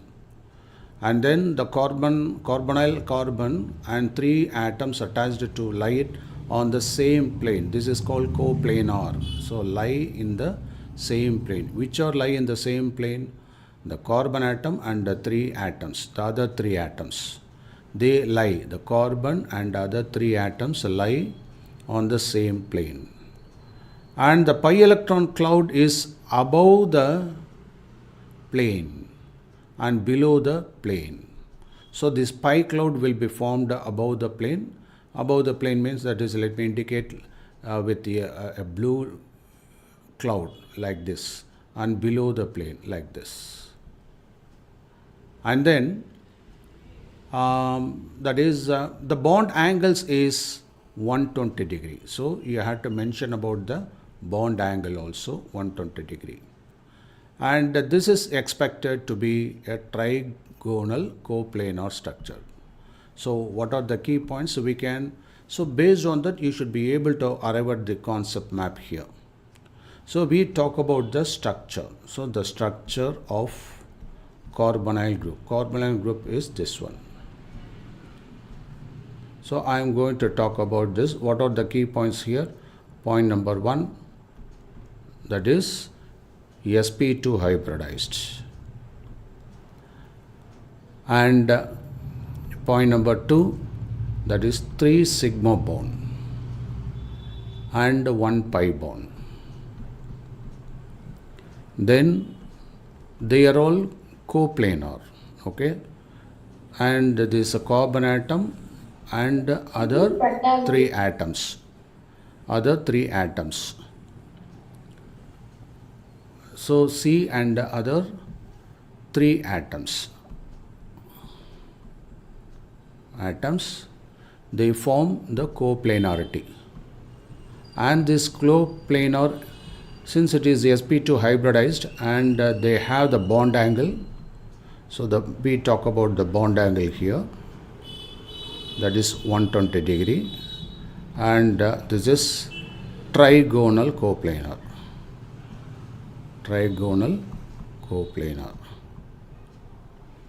And we talk about the pi electron transfer also, so you can mention about that, pi electron transfer.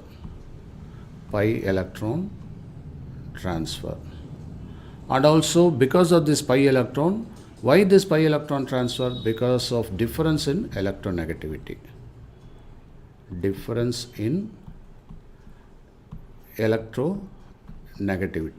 So this aspect will be discussed in the next point, where we talk about this C double bond here, C double bond O, and there will be a transfer of pi electron, and because of this you are able to get minus and plus. So this difference in electronegativity, that is to be noted, and due to higher electronegative oxygen compared to the carbon, there is a transfer of pi electron. Therefore, the carbon is electrophilic. It means Lewis acid. Carbon is electrophilic means that is they are attracted by the electrons. That is Lewis acid.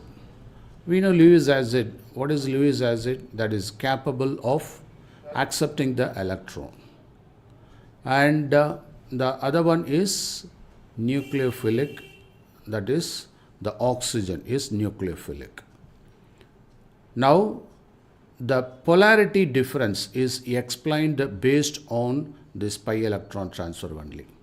And this involves a resonance that involves a neutral A and B structure. So that is shown here. What's your doubt?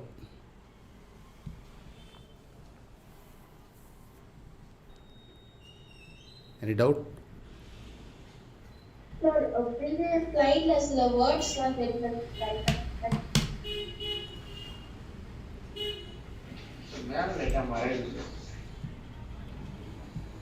Okay. Yes, sir.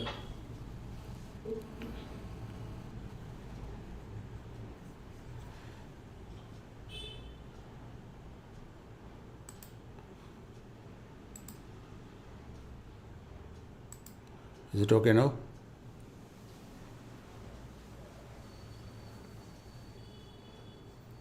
Yes, sir.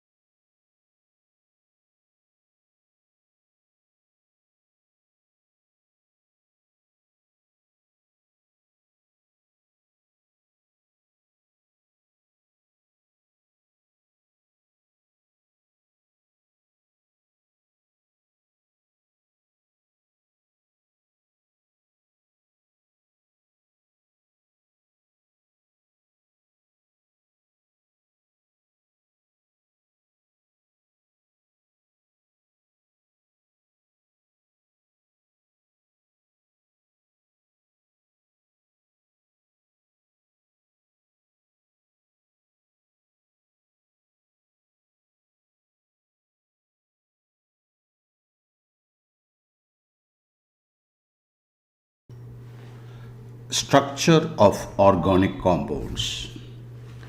இந்த topic ஒரு important and interesting topic for all students who are aspiring for any competitive examination and also for any board examination. இதோட level பார்த்தீங்கன்னா standard 10லேருந்தே ஆரம்பிக்கலாம். நீங்கள் standard 10, standard 11, standard 12க்கு ரொம்ப யூஸ்ஃபுல்லாக இருக்கும். அதே மாதிரி பிஎஸ்சி ஸ்டூடெண்ட்ஸு ஃபஸ்ட் இயர் லெவலில் சில ஃபண்டமெண்டல்ஸில் ஆர்கானிக் கெமிஸ்ட்ரியில் எப்படி ஸ்ட்ரெங்தன் பண்ணிக்கிறது அப்படி அந்த ஆஸ்பெக்டில் இந்த லெக்சர் வந்து ரொம்ப யூஸ்ஃபுல்லாக இருக்கும்னு நினைக்கிறேன். இப்போது ஸ்ட்ரக்சர் அப்படின்னு பார்ப்போம். இதில் கார்பன், ஆக்சிஜன், நைட்ரஜன், அப்புறம் carbon single bond, double bond, triple bond இதெல்லாம் எப்படி பேசிக்காக ஃபார்ம் ஆகுது அப்படிங்கிறத தெரிஞ்சுக்கலாம். இந்த ஸ்ட்ரக்சரல் ஆஸ்பெக்ட்டு இந்த சிங்கிள் பாண்ட், டபுள் பாண்ட் தெரியறதுக்கு முன்னாடி உங்களுக்கு ரொம்ப முக்கியமாக எலக்ட்ரானிக் கான்ஃபிகரேஷன்னா என்ன அப்படிங்கிறது தெளிவாக தெரிஞ்சுங்க. ஃபஸ்ட்டு எலக்ட்ரானிக் கான்ஃபிகரேஷன் அப்படின்னா தட் இஸ் எலக்ட்ரான்ஸு ஒரு எலிமெண்ட்டில் ஒரு ஆட்டமில் எப்படி அரேஞ்ச் ஆகிருக்கு அப்படிங்கிறது தான். இப்போது லெட் அஸ் கன்சிடர் கார்பன். இந்த கார்பனில் இது ஒரு எலிமெண்ட்டுனா அட்டாமிக் நம்பரை வந்து நம்ம என்ன எழுதணும், இங்கே எழுதணும். இதோட அட்டாமிக் நம்பர் 6. இதனுடைய மாஸ் நம்பர், அதாவது அட்டாமிக் மாஸ் அப்படிங்கிறது 12. 14 வரும், அது ஐசோடோப்புன்னு பேர். நம்ம அதை பற்றி இப்போ பேசலை. அப்போ கார்பன் 6, 12 இதை முதல்ல நம்ம ஃபண்டமெண்டலாக புரிஞ்சுக்கணும். சார் அப்போ இந்த சைடு என்ன எழுதுவீங்க? இந்த சைடு எழுதுறதெல்லாம் அதனுடைய சார்ஜ், ஆக்சிடேஷன் நம்பரை ரைட் சூப்பர்ஸ்கிரிப்ட்னு சொல்கிறது. அதாவது எக்ஸ் அப்படின்னு ஒரு எலிமெண்ட் இருந்தால் இந்த இடத்துட்ட அட்டாமிக் நம்பர் இசட்ன்றது அட்டாமிக் நம்பர், இந்த இடத்துட்ட மாஸ் நம்பர் எழுதணும், இந்த இடத்துட்ட அதோட சார்ஜை எழுதணும். அது ப்ளஸ்ஸா மைனஸா, +2 -2 +3 -3 அப்படிங்கிறதெல்லாம். அடுத்தது இந்த இடத்துட்ட என்னென்னா அதோட அட்டாமிசிட்டி. ஃபார் எக்ஸாம்பிள் H2 ஒரு மாலிகுலாக போட்டோம் அப்படின்னா அதனுடைய அட்டாமிசிட்டி 2 அப்படின்னு அர்த்தம். அதாவது 2 ஆட்டம் சேர்ந்து ஒரு மாலிகுல் ஃபார்ம் ஆகிருக்கு. அதே மாதிரி சல்ஃபர் எடுத்துக்கிட்டிங்கன்னாக்கா சல்ஃபர் 8 ஆட்டம் சேர்ந்து ஒரு சல்ஃபர் மாலிகுலாக இருக்கும். ஸோ இந்த மாதிரி இதை முதல்ல நல்லா தெரிஞ்சுக்கணும். இப்போ இங்கே வருவோம். ஸோ இந்த 2 அப்புறமேட் பார்க்க போகிறோம். இதுதான் மெயினாக ஃபோக்கஸ் பண்ணுறோம். இப்போது இந்த இடத்துட்ட Z அப்படிங்கிறது, அதாவது அட்டாமிக் நம்பர்ன்றது நம்பர் ஆஃப் எலக்ட்ரானாக இருக்கலாம். எப்போதுமே எலக்ட்ரான்றது நெகட்டிவ்லி சார்ஜ்னா அப்போ அதுக்கு ஈக்குவலாக நம்பர் ஆஃப் பாசிட்டிவ் சார்ஜாக இருக்கும். அப்போ அதை தான் ப்ரோட்டான் சொல்கிறோம். ஸோ 2 விதமாகவும் சொல்லலாம். நம்பர் ஆஃப் எலக்ட்ரான்ஸும் சொல்லலாம், இல்லை நம்பர் ஆஃப் ப்ரோட்டான்ஸும் சொல்லலாம். It's மியர் number. வேறஸ் இந்த இடத்துட்ட அட்டாமிக் மாஸ் இல்லாட்டினா மாஸ் நம்பர். இது என்ன அப்படின்னா நம்பர் ஆஃப் ப்ரோட்டான்ஸ். இங்கே எலக்ட்ரான்ஸை இன்க்ளூட் பண்ணுறதில்ல, நியூக்ளியர் மாஸாக தான் கன்சிடர் பண்ணுறோம். ஏன்னா அது நெக்லிஜிபிள் வெயிட் எலக்ட்ரானுக்கு. அப்போது நெக்லிஜிபிள் மாஸாக சொல்கிறோம். Number of proton plus number of neutrons அப்படிங்கிறது தான். அப்போ இதுலேருந்தே உங்களுக்கு தெரிஞ்சு போயிடும். ஸோ இந்த இடத்துல நம்பர் ஆஃப் ப்ரோட்டான்ஸு 6னா அப்போ நம்பர் ஆஃப் நியூட்ரான்ஸும் 6. இது தான் ஒரு சிம்பிள் ரெப்ரசன்டேஷன். இப்போது எலக்ட்ரானிக் கான்ஃபிகரேஷன் எழுதுகிறப்ப, அதாவது ஒரு எலிமெண்ட்டில் ஒரு ஆட்டமில் சென்ட்ரல் நியூக்ளியஸ் இருக்குது. இப்போது நம்ம கார்பனை கன்சிடர் பண்ணுவோம். இந்த கார்பனில் சென்ட்ரல் நியூக்ளியஸ் இருக்கா, அதில் 6 ப்ரோட்டான்ஸ் இருக்கும், 6 நியூட்ரான்ஸ் இருக்கும். அதை சுற்றி ஃபஸ்ட்டு எனர்ஜி லெவலில் 2 எலக்ட்ரான் இருக்கும். இந்த எலக்ட்ரானை நான் இன்ட்டு மார்க்காக போடுறேன். So 2 electron. இது வந்து கே ஷெல் அப்படின்னு பேர், ஃபஸ்ட்டு ஷெல். செகண்ட் எனர்ஜி லெவலில் என்ன இருக்கும், தட் இஸ் இங்கே இது 2ன்னா இங்கே வந்து 8 இருக்கும். அதான் செகண்ட் எனர்ஜி லெவலில். அதை 1 அப்படின்னு ரெப்ரசன்ட் பண்ணலாம். எல் அப்படிங்கிறது செகண்ட் ஷெல், எம் அப்படிங்கிறது தேர்ட் ஷெல். இதுக்குள்ளே சப் ஷெல் இருக்கும், அதை தான் ஆர்பிட்டல் அப்படின்னு சொல்கிறோம். இதுக்கு ஒரு சிம்பிள் ஃபார்முலா ஞாபகம் வச்சுங்க. ஒவ்வொரு எனர்ஜி லெவல்லையும் எத்தனை எலக்ட்ரான் கவுண்ட் பண்ணுறதுக்கு 2n² அப்படின்ற ஃபார்முலா யூஸ் பண்ணலாம். அப்போ n அப்படிங்கிறது ஃபஸ்ட் எனர்ஜி லெவலில் வரப்போ எவ்வளோ இருக்கும், 2 × 1² இல்லையா? அப்போ 2. செகண்ட் எனர்ஜி லெவலில் 2 into 2 ஸ்கொயர் அப்படின்றது 2 2s are 4, 4 2s are 8. அதே மாதிரி 2 into 3 ஸ்கொயர்னு வரும் இல்லையா, அப்போ இந்த இடத்துல 18 எலக்ட்ரான் இருக்கும். ஸோ இப்படியே போயிட்டு இருக்கலாம். அப்போது ஆனால் நம்மள்கிட்ட கார்பனை பொறுத்தவரையிலும் 6 எலக்ட்ரான்ஸ் தான் நம்ம கவுண்ட் பண்ண முடியும். அப்போ ஏற்கனவே 2 எலக்ட்ரான் அசைன் ஆகிடுச்சு, மிச்சம் 4 இருக்குது. அந்த 4 தான் இங்கே போடுறோம் இல்லையா. ஸோ அப்போ இங்கே 1 2 3 4ன்னு போட்டுக்கலாம். அப்போது இந்த 4 எனர்ஜி லெவல் இதை எப்படி எலக்ட்ரானிக் கான்ஃபிகரேஷனாக போடுறது அப்படின்னா, இது எடுத்துக்கோங்க. இந்த எடுத்துகிட்டு இப்போ கார்பனுக்கு 6, அப்போது 1s2 2s2 2p2 அப்படின்னு போடணும். அதாவது sp ரெண்டாக பிரிக்கிறோம். இந்த s ஆர்பிட்டல், அப்புறம் p orbital, d orbital, f orbital இருக்குது. இப்போதைக்கு நம்ம spயில் நிப்பாட்டிப்போம். sல வந்து மேக்ஸிமம் 2 எலக்ட்ரான்ஸ் அக்காமடேட் பண்ணணும். p ஆர்பிட்டலில் மேக்ஸிமம் 3 into 2 அதாவது 6 எலக்ட்ரான்ஸ் அக்காமடேட் பண்ண முடியும். ஸோ ஒவ்வொரு பாக்ஸ் இந்த மாதிரி பாக்ஸ் மாதிரி போட்டிருக்கோம், அதில் மேக்ஸிமம் 2 எலக்ட்ரான்ஸும் வரும். இப்போது C6ன்னு போட்டுட்டோம். இப்போ 1s2 இது 2s2, அதாவது அப்வர்ட் ஆரோ டவுன்வர்டு ஆரோவாக ஒவ்வொரு பேர் ஆஃப் எலக்ட்ரானையும் போடுறோம். அப்வர்ட் ஆரோ அப்படிங்கிறது தட் இஸ் பேரலல் ஸ்பின், எலக்ட்ரானுடைய பேரலல் ஸ்பின். அதாவது it is susceptible to electric and magnetic field அப்படிங்கிறதுனால பேரலல் ஸ்பின் ஆகும். இது வந்து ஆன்டி பேரலல் ஸ்பின்னு சொல்லுவாங்க இல்லையா. அதே மாதிரி இந்த இடத்துட்ட 1s2 2s2, இப்போ இங்கே 2p6 வரும், ஆனால் நான் 2p2 தான் போட்டிருக்கேன். ஏன்? பிகாஸ் 1s2 ஏற்கனவே அசைன் ஆகிடுச்சு, 2s2 ஏற்கனவே அசைன் ஆகிடுச்சு. இதுக்கு எஸ்ஸில் வந்து 2 எலக்ட்ரான் மேலே கிடையாது. அதுக்கு அடுத்தது பியில் வந்து மேக்ஸிமம் 6 எலக்ட்ரான்ஸ். அப்போ 2 + 2 4, மிச்சம் 6ல் 2 தான் போட முடியும். ஸோ அதனால தான் இந்த 2 எலக்ட்ரான்ஸ் போட்டிருக்கேன். அப்படி போடுறப்ப என்ன பண்ணணுன்னாக்கா அப்போர்ட் ஆரோ அதோடு நிறுத்திக்கணும். அதாவது எல்லா பாக்ஸையும் ஃபில்லப் பண்ணிட்டு தான், இந்த ஈக்குவல் எனர்ஜி லெவலில் உள்ள எல்லாத்தையும் ஃபில்லப் பண்ணிட்டு தான் நெக்ஸ்ட் இதுக்கு போக முடியும். ஸோ இதுக்கு வேரியஸ் ரூல்ஸ் எல்லாம் இருக்குது. நான் உங்களுக்கு இப்போதைக்கு என்ன தேவைப்படுறதுன்றதை பார்த்து அதுக்கு தகுந்த மாதிரி சொல்லிட்டு இருக்கேன். அடுத்தது ஓ, இந்த இடத்துல ஆக்சிஜனுக்கு 8, அப்போ 1s2 2s2, இப்போ 2 2 4, மிச்சம் 4 போடணும்ல. என்ன பண்ணுறோம்? ஃபஸ்ட்டு 1 2 3, அதுக்கடுத்தது தான் 4 இந்த ஃபஸ்ட்டு இதில் பேர் ஆகும். இப்போ எனர்ஜியை பொறுத்தவரையிலும் இந்த மாதிரி ஹையர் எனர்ஜி லெவலில் இருக்கிற எலக்ட்ரான்ஸை தான் நம்ம வேலன்ஸ் எலக்ட்ரான் சொல்கிறோம், அதாவது அவுட்டமோஸ்ட் எலக்ட்ரானில் உள்ளது. இப்போ அவுட்டமோஸ்ட்னா இந்த செகண்ட் ஷெல் தான் அவுட்டமோஸ்ட். அப்போ இதில் எத்தனை எலக்ட்ரான்ஸ் இருக்குது? 4 எலக்ட்ரான்ஸ் இருக்குது. அப்போ கார்பனுடைய வேலன்சி எவ்வளோ? 4 அப்படின்னு டிக்ளேர் பண்ணலாம். ஆனால் ஆக்சிஜனை பொறுத்தவரையிலும் 1s2 2s2 2p4ன்னு இருக்குது. சார் அப்போ இதை அப்படியே கட் பண்ணிவிட்டு 2 + 4 6ன்னு டிக்ளேர் பண்ணலாமா? கூடாது. ஏன்னா there is a rule called octet. இந்த ஆக்டட்டில் மேக்ஸிமம் 8 எலக்ட்ரான்ஸ் உள்ள எந்த ஒரு எலிமெண்ட்டும் ஸ்டேபிளாக இருக்கும் அப்படின்றாங்க. ஸோ அந்த ரூல் பிரகாரம் இப்போ இந்த இடத்துட்ட நீங்களே சொல்லுங்கள். இப்போ 2 + 4 6 எலக்ட்ரான்ஸை வெளியில் ரிலீஸ் பண்ணி அது ஸ்டேபிள் ஆக முடியுமா? இல்லாட்டினா ஜஸ்ட்டு 2 எலக்ட்ரான்ஸை உள்ளே எடுத்துக்கிட்டு அது ஸ்டேபிள் ஆக முடியுமா? ஏன்னா ஆக்டட் ரூல் வந்துடும் இல்லையா. 2 + 4 ஒரே ஒரு 2 எலக்ட்ரான் ஒரு செட்டு ஒரு பேர் வந்துருச்சுனாலே போதும். அப்போது இந்த இடத்துல வேலன்சி எலக்ட்ரான் 2 அப்படின்னு சொல்லணும். அதாவது 1 2 3க்கு மேலே போயிடுச்சு அப்படின்னாக்கா நம்ம என்ன பண்ணணும்? 8லேருந்து சப்ட்ராக்ட் பண்ணி அதை சொல்லணும். இப்போ புரியுதா? ஸோ இப்போ குளோரினுக்கு அதே மாதிரி பார்ப்போம். ஸோ குளோரினுக்கு எப்படி பண்ணலாம்? let us consider chlorine. ஏன்னா எலக்ட்ரானிக் கான்ஃபிகரேஷன் தெரிஞ்சால் தான் அந்த பாண்டிங், இந்த ஸ்ட்ரக்சர் இதெல்லாம் க்ளீனாக நமக்கு தெரியும். 17 எலக்ட்ரான்ஸ் இருக்குது. அதாவது 17 இஸ் அட்டாமிக் நம்பர்.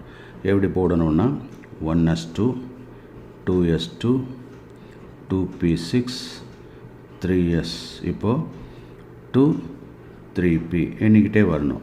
2 + 2 4 + 6 10 + 2 12, அப்போ 5 எலக்ட்ரான்ஸ் தான் போட முடியும். 3p5. அவுட்டமோஸ்ட் எவ்வளோ? இது தான். அப்போ அதை மட்டும் தனியாக போடுறேன். ஸோ பாக்ஸ் மாடலில் போட்டால் 3s2 3p5 புரியுதா? ஸோ இது 3s2 3p5. இப்போ போடுறப்போ 1 2 இங்கே 1 இங்கே பேர் பண்ணக்கூடாது. இங்கே போட்டுட்டு அதுக்கப்புறம் தான் பேரிங். இப்போ போட்டால் கூட இதோடு எனக்கு அதுக்கப்புறம் போட முடியாது இல்லையா. ஏன்னா 18 ஆகிடும், இங்கே 17 தான். இப்போது வேலன்ஸ் எலக்ட்ரான் நம்ம வந்து சார் இதில் 5 + 2 7 இருக்கா, ஸோ இதுதான் வேலன்ஸ் எலக்ட்ரான் அப்படின்னு டிக்ளேர் பண்ணலாமா? கூடாது. ஏன்? பிகாஸ் ஒரு எலக்ட்ரான் வந்தால் ஆக்டட் ஸ்டெபிலிட்டி கிடச்சிரும். அப்போ வெளியிலேருந்து ஒரு எலக்ட்ரான் வர்றது தான். அதனால தான் குளோரின் வந்து ஒரு எலக்ட்ரோ நெகட்டிவ் ஆட்டம் அப்படின்னு சொல்கிறோம். ஏன் அப்படின்னா அதனுடைய நேச்சுரல் டெண்டன்சியே என்ன அப்படின்னு பார்த்தீங்கன்னாக்கா electronegative, that is shared பேர்லேருந்து எடுத்துக்கும். ஏன்னா இந்த டெண்டன்சி இருக்கிறதுனால. அப்போது அந்த stability by accepting one electron இது வந்துடும். அப்போது ஒரு எலக்ட்ரான் தான். அப்போ அதோட வேலன்சி வந்து எவ்வளோ? வேலன்சி எலக்ட்ரான் சொல்லணுன்னா ஒரு எலக்ட்ரான். அப்போ ஒன்று. அதனால தான் குளோரினை அதனுடைய ஆக்சிடேஷன் நம்பர் சொல்கிறப்போ -1, அதாவது மைனஸ் அப்படின்னு சொல்கிறோம். ஸோ இந்த கான்செப்ட் புரிஞ்சுதா? இதே பேஸ் பண்ணி நம்ம நைட்ரஜனையும் பார்க்கலாம். நைட்ரஜன் எப்படி இருக்கும்? நைட்ரஜன் வந்து பார்த்திங்கனாக்கா அதுக்கு வந்து 7 அட்டாமிக் நம்பர். அப்போது 1s2, 2s2, 2p3 அப்படின்னு இருக்கும். ஸோ இப்போ லாஸ்ட் ஷெல் எடுத்துப்போம், அதை மட்டும் போடுவோம் எலக்ட்ரானிக் கான்ஃபிகரேஷனாக. போட்டால் என்ன வரும்? 2s2, இங்கே 1, 2, 3, அவ்வளோதான். அதுக்கப்புறம் போட முடியாது. அதனால தான் இப்போது இதனுடைய வேலன்சி எவ்வளோ? நீங்கள் 3னே இருக்குது, அப்போ 3னே டிக்ளேர் பண்ணலாம். ஸோ அதோட வேலன்சி 3. ஸோ வேலன்ஸ் எலக்ட்ரான்ஸ் வந்து 3. ஈவன் தோ 3 + 2 5 எலக்ட்ரான்ஸ் இருந்தாலும் இந்த இடத்துல வேலன்சி 3. ஏன்னா அன்பேர்ட் எலக்ட்ரான் இருந்தால் பாண்டிங் ஈஸியாகும். ஒரு பாண்டிங் அப்படிங்கிறது let us consider hydrogen. Hydrogen has got 1 electron. இன்னொரு ஹைட்ரஜன் அது ஒரு 1 எலக்ட்ரான் இருக்குது. இந்த ரெண்டுத்துக்கு காமனாக ஓவர்லேப் ஆகுதில்ல, இதை தான் நம்ம ஒரு சிக்மா பாண்டிங் அப்படின்னு சொல்கிறோம்.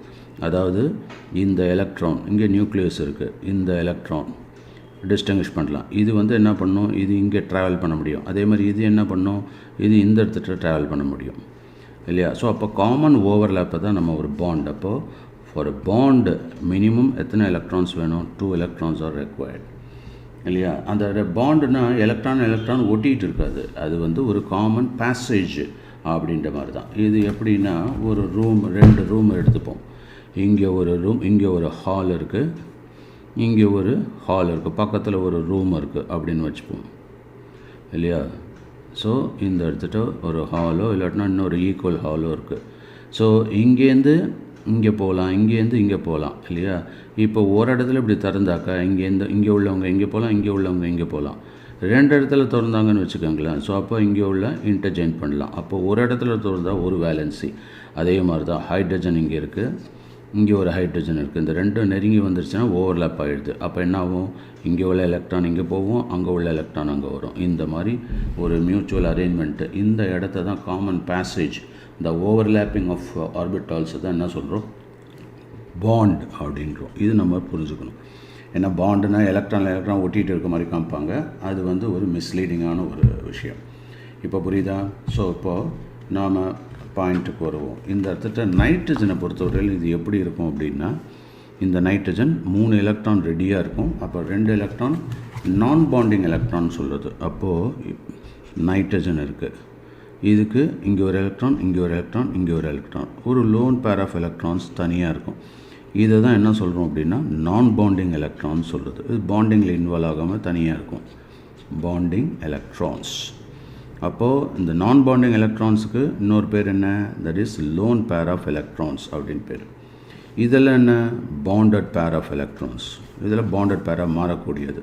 அப்போது பாண்டிங்கில் இன்வால்வ் ஆகக்கூடிய எலக்ட்ரான்ஸ்.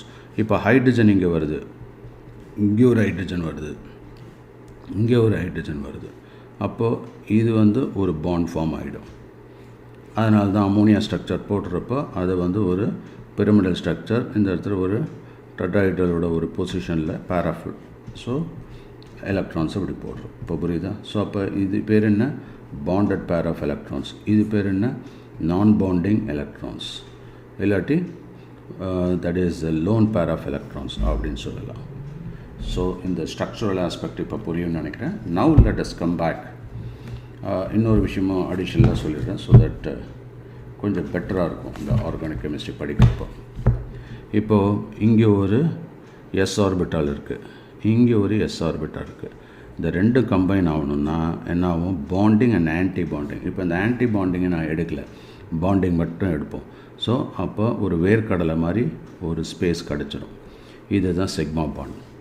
இப்போ பிஎக்ஸ் ஆர் பி ஆர்பிட்டல் இப்படி போடுவோம். This is P X orbital, another P X orbital.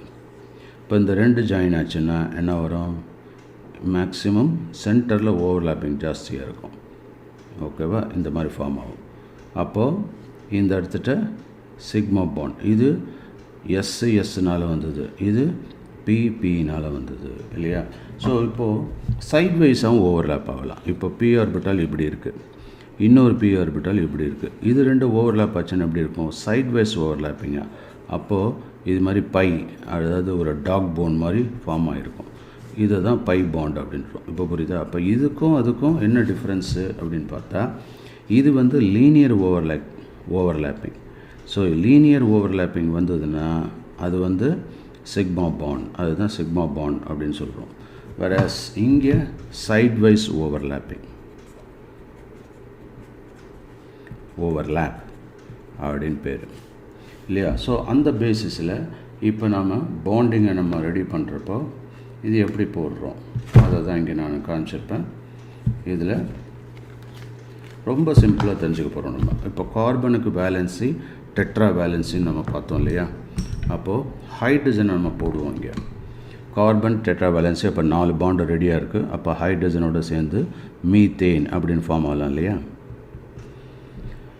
அதே மாதிரி இங்கே ஆக்சிஜன் இருக்குது. ஆக்சிஜனில் நான் என்ன சொல்லியிருக்கேன், இங்கே ஒரு ஒரு எலக்ட்ரான், இங்கே ஒரு எலக்ட்ரான், இங்கே 2 பேர் ஆஃப் எலக்ட்ரான் இருக்கும். ஸோ அதுதான் லோன் பேர் ஆஃப் எலக்ட்ரான் அப்படின்னு சொல்கிறோம். அப்போது இந்த இடத்துல ஹெச் வந்ததுனாக்கா வாட்டர். ஆனால் இந்த இடத்துல இந்த 2 பேரும் ஒன்றோட ஒன்று ரிப்பல் ஆகும். அப்போது ஒரு பென்ட் ஸ்ட்ரக்சர் வருது. அதனால தான் ஹைட்ரஜன் இன் வாட்டர் அப்படின்னு பார்த்தாக்கா இந்த மாதிரி இருக்கும். அப்போ இது ஒரு லோன் பேர் இப்படி போடலாம், இது லோன் பேர் இப்படி போடலாம். ஓகே. ஸோ இதை தான் நம்ம அதாவது எலக்ட்ரான் அரேஞ்ச்மெண்ட்டில் என்னென்னலாம் ஒரு ஃபீல்டு எஃபெக்ட் வருது. ஸோ அதில் முக்கியமான ஒரு theory valency shell electron pair repulsion theory. இது வந்து யூஸ்ஃபுல்லாக இருக்குது. எதுக்குன்னா ஸ்ட்ரக்சரலாக எலியூசிரேட் பண்ணலாம் இதை வச்சு. ஏன் அந்த ஸ்ட்ரக்சரை வந்து ஜஸ்டிஃபை பண்ண முடியும். அதாவது வாட்டர் மாலிகுல் இதில் லீனியராக ஃபார்ம் ஆகணும், ஆனால் ஆகலை. பென்ட் ஸ்ட்ரக்சர், இந்த வி ஸ்ட்ரக்சர் ஃபார்ம் ஆகுது. எதனால்? Because of the repulsion between the என்னது லோன் பேர் ஆஃப் எலக்ட்ரான்ஸ் அப்படின்னு சொல்லிட்டு அது அந்த ப்ரெஷர் இங்கே கிடைக்கிறதுனால உள்ளே ஃபர்தராக அமுக்குது. இது ஹைட்ரஜன் குளோரைடு. ஸோ ஹைட்ரஜன் குளோரைடில் சிஎல் எலக்ட்ரோ நெகட்டிவ், ஹைட்ரஜன் எலக்ட்ரோ பாசிட்டிவாக இருக்குது. அடுத்தது இங்கே தட் இஸ் ஹைட்ரஜன் போடலாம், ஹைட்ரஜன் போடலாம், ஹைட்ரஜன் போடலாம். ஸோ இது வந்து என்னது, இது ஒரு simple alkane molecule. It is called ethane அப்படின்னு சொல்லுவோம். ஸோ இந்த ஈத்தேன் மாலிகூலில் இந்த மாதிரி ஸ்ட்ரக். இப்போ we must be able to count the bond also. இப்போ இங்கே எத்தனை பாண்டு CH பாண்ட் இருக்குது?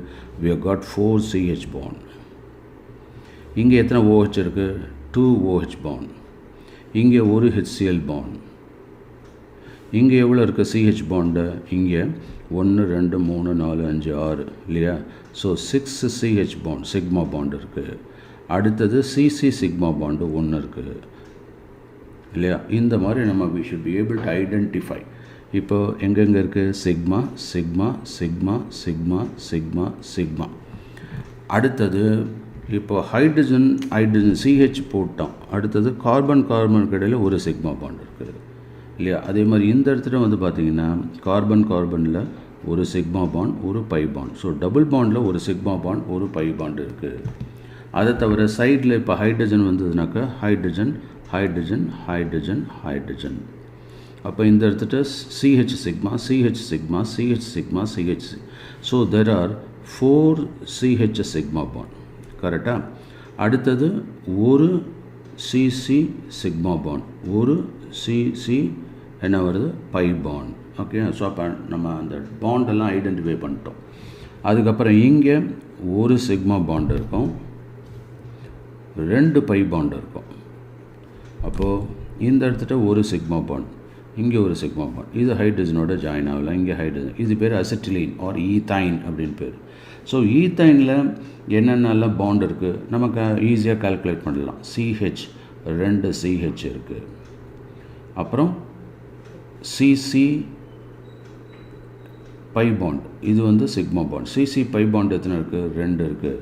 CC சிக்மா பாண்ட் எவ்வளோ இருக்குது? 1 இருக்குது. ஸோ இந்த மாதிரி நம்ம கிளியராக ஐடென்டிஃபை பண்ண முடியும். ஓகேவா. ஸோ ஸ்ட்ரக்சரல் ஆஸ்பெக்டை பொறுத்தவரையிலும் இது ரொம்ப ஈஸியாக போகலாம். நெக்ஸ்ட்டு கிளாஸில் இன்னும் அட்வான்ஸ்டாக நம்ம பார்க்கலாம். சரியா.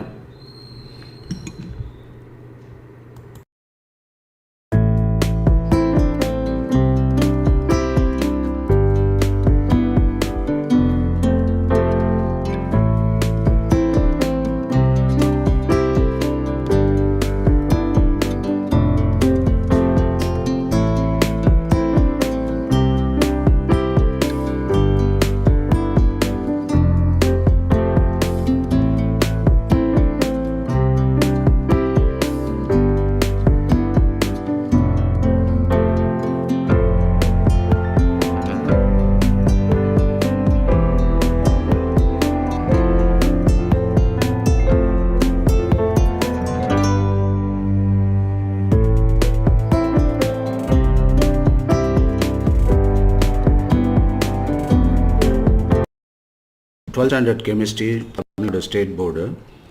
இதில் உனக்கு என்னென்ன டவுட் இருக்குன்னா ஸ்ட்ரக்சர் ஆஃப் டைபோரேன் சொல்லியிருக்கேன் இல்லையா. ஸ்ட்ரக்சர் ஆஃப் டைபோனில் டவுட் இருக்குது. That is number 1, structure of diborane. அடுத்தது malachite green, how it is prepared from benzaldehyde. அதுக்கப்புறம் இது என்ன எழுதியிருக்கேன், ட்ராப் நைட்ரைல் கண்டென்சேஷன், அப்புறம் நைலான் 2 நைலான் 6 எப்படி ப்ரிப்பரேஷன் அப்படிங்கிறது தான் இல்லையா. ரைட், இது வந்து எங்கேருந்து எடுத்த இந்த கொஷினை, question பேங்க்லைன் 2023.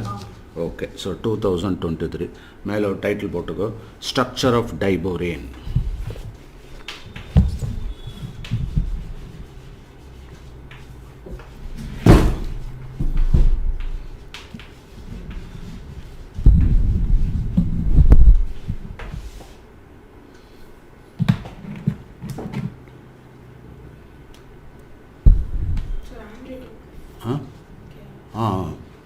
Structure of diborane. Okay, இப்போ இந்த ஸ்ட்ரக்சர் ஆஃப் டைபோரேன் அப்படிங்கிறப்பயே நான் எப்படி இந்த நோட்ஸ் எடுக்கிறேன்றது பாரு, அதை பேஸ் பண்ணி உனக்கு ஈஸியாக புரியும். Structure of diborane.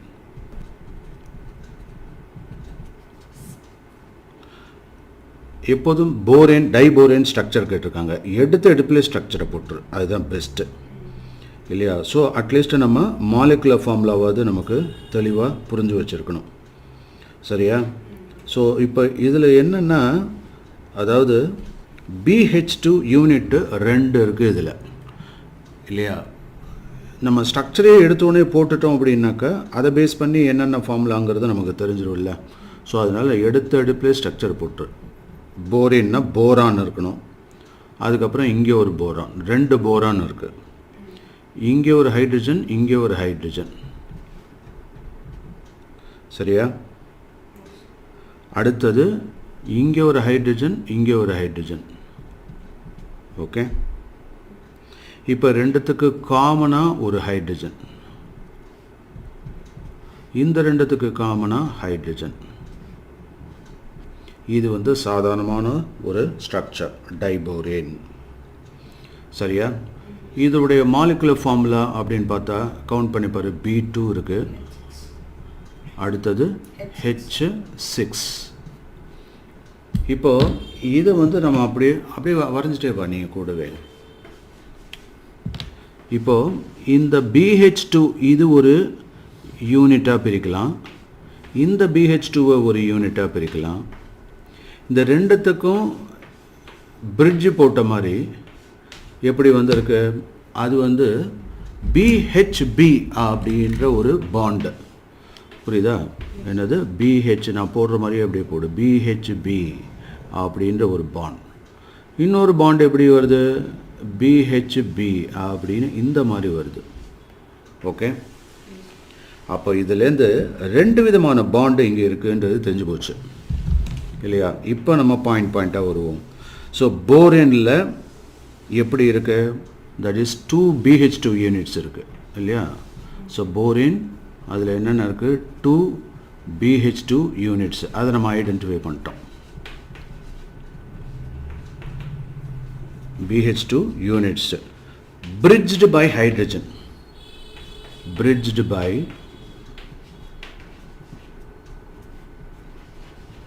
2 hydrogen, 2 hydrogen atoms. இது புரியுதா, bridged by 2 hydrogen atoms.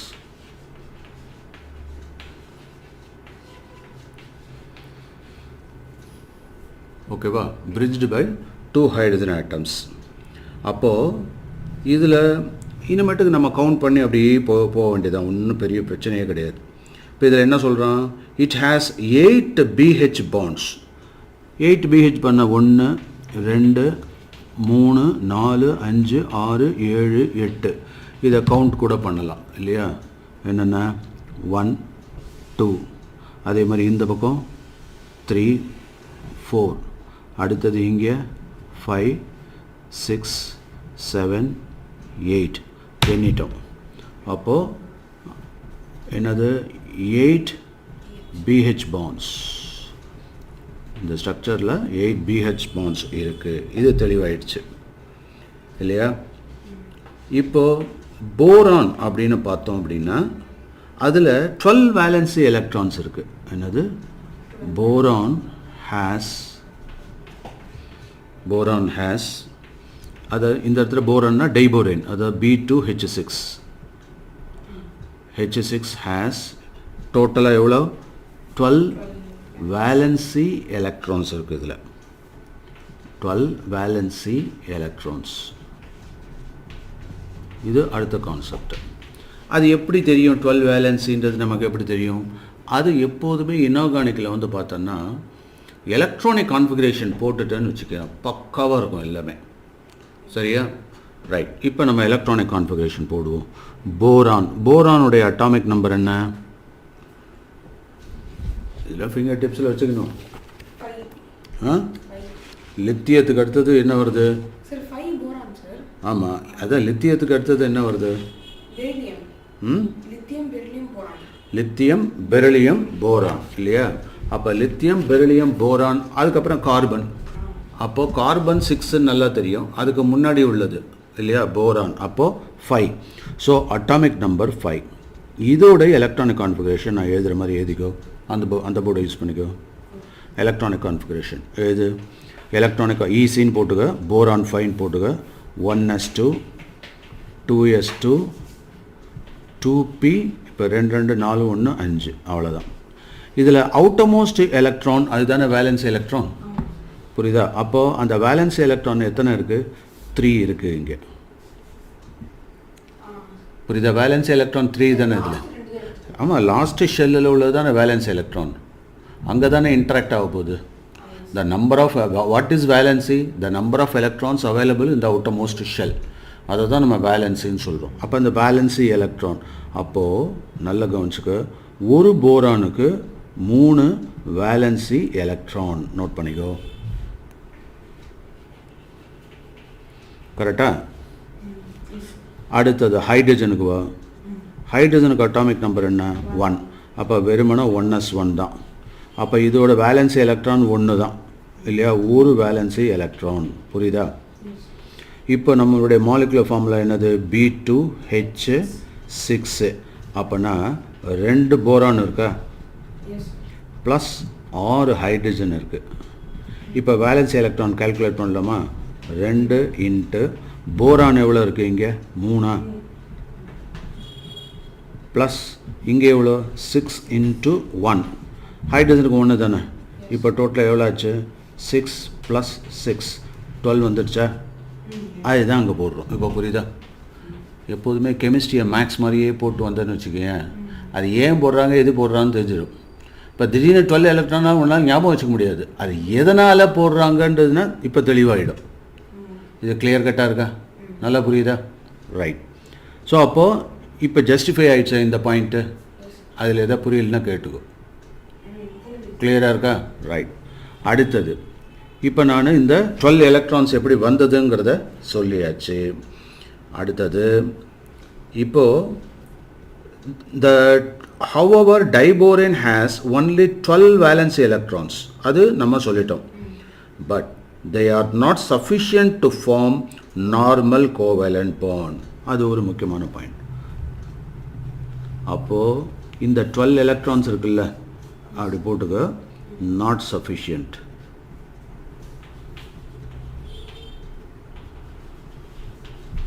Not sufficient to form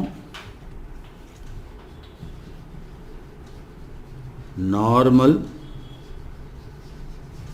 covalent bond. Covalent bonds இது தெரிஞ்சு போச்சு. சொல்கிறோம் கோவலண்ட் பாண்ட்னா என்ன? அடுத்த எக்ஸ்ப்ளனேஷன் வருவோம். அதாவது ஒரு கோவலண்ட் பாண்ட் ஃபார்ம் ஆகணும்னா மினிமம் 2 எலக்ட்ரான்ஸ் வேணும் இல்லையா? இப்போ நீ நல்லா கவனிச்சு பாரு, B2H6 இங்கே எத்தனை பாண்ட் இருக்கிறதா பார்த்தோம்? 8 பாண்டு. அப்போ ஒவ்வொரு BHக்கும் 2ன்னா டோட்டலாக எவ்வளோ? 16 எலக்ட்ரானில் வேணும். ஆனால் இங்கே இருக்கிறது எவ்வளோ? 12 தான். இப்போ அந்த லாஜிக் புரியுதா? அப்போ இது நார்மலாக பண்ண முடியாது, ஏதாவது இதில் ஒரு ஷார்ட்கட் அடிக்கணும், ஒரு டிஃப்ரெண்ட்டான ஒரு பாண்ட் அங்கே வரும். இப்போ புரிஞ்சிடுச்சா? அப்போது ரைட். அப்போது இதுதான் இது ஏன் நாட் சஃபிஷியன்ட் ஏன் சொல்கிறான்? பிகாஸ் 8 CH bond அப்படி வந்தால் இட் ரெக்வயர்ஸ் 16 electrons. இப்போ புரியுதா? ஆனால் இங்கே 12 electrons தானே இருக்குது, 12 வேலன்ஸ் எலக்ட்ரான்ஸ் தானே இருக்குது. இந்த மீனிங் புரியுது அது? அப்போது வேறு ஏதாவது அட்ஜஸ்ட்மெண்ட் அங்கே பண்ணி ஆகணும் இல்லையா? அப்போ நார்மல் கோவலண்ட் பாண்ட் அப்படிங்கிறது இங்கே எவ்வளோ இருக்குது? டெர்மினலாக, அதாவது இது நார்மல், இது நார்மல், இது நார்மல், இது நார்மல். ஆனால் இங்கே மேலே இங்கே சென்டராக இருக்கிறது கொஞ்சம் டிஃப்ரெண்ட்டாக இருக்குது. இது புரியுதா? இப்போ இந்த ரெண்டுத்துக்கு நம்ம போட்டோம்னாக்கா அப்போ 4 வேலன்சி வந்தாச்சு. இது 4 கோவலண்ட் பாண்ட் நார்மலாக இருக்குது. ஆமாம், தட் இஸ் இங்கே 1 2 3 4 BH பாண்டு. புரியுதா? இந்த BH பாண்டுக்கு தேவையானதெல்லாம் நமக்கு வந்துடுச்சு. இப்போ 4னாக்கா ஒவ்வொன்றுத்துலேயும் 2 ஒரு பாண்டுக்கு 2 எலக்ட்ரான்ஸ் வேணும். அப்போ 4 2s are 8. டோட்டலாக நம்மள்கிட்ட எவ்வளோ இருந்தது? 12 மைனஸ் 8 மிச்சம் 4 எலக்ட்ரான்ஸ் தான் இருக்குது. நல்லா ஞாபகம் வச்சுக்கணும். இதை வச்சு தான் நம்ம பாண்டிங் டெவலப் பண்ண வேண்டியதாக இருக்குது. புரியுதா? ஸோ இப்போ நம்ம இந்த இடத்துட்ட வருவோம். இப்போது இந்த 4 டெர்மினல் BH பாண்ட்ஸ் அது வந்து நார்மலாக ஃபார்ம் ஆகுது. புரியுதா? ஏதிகோ. ஸோ அப்போ அதனால் 4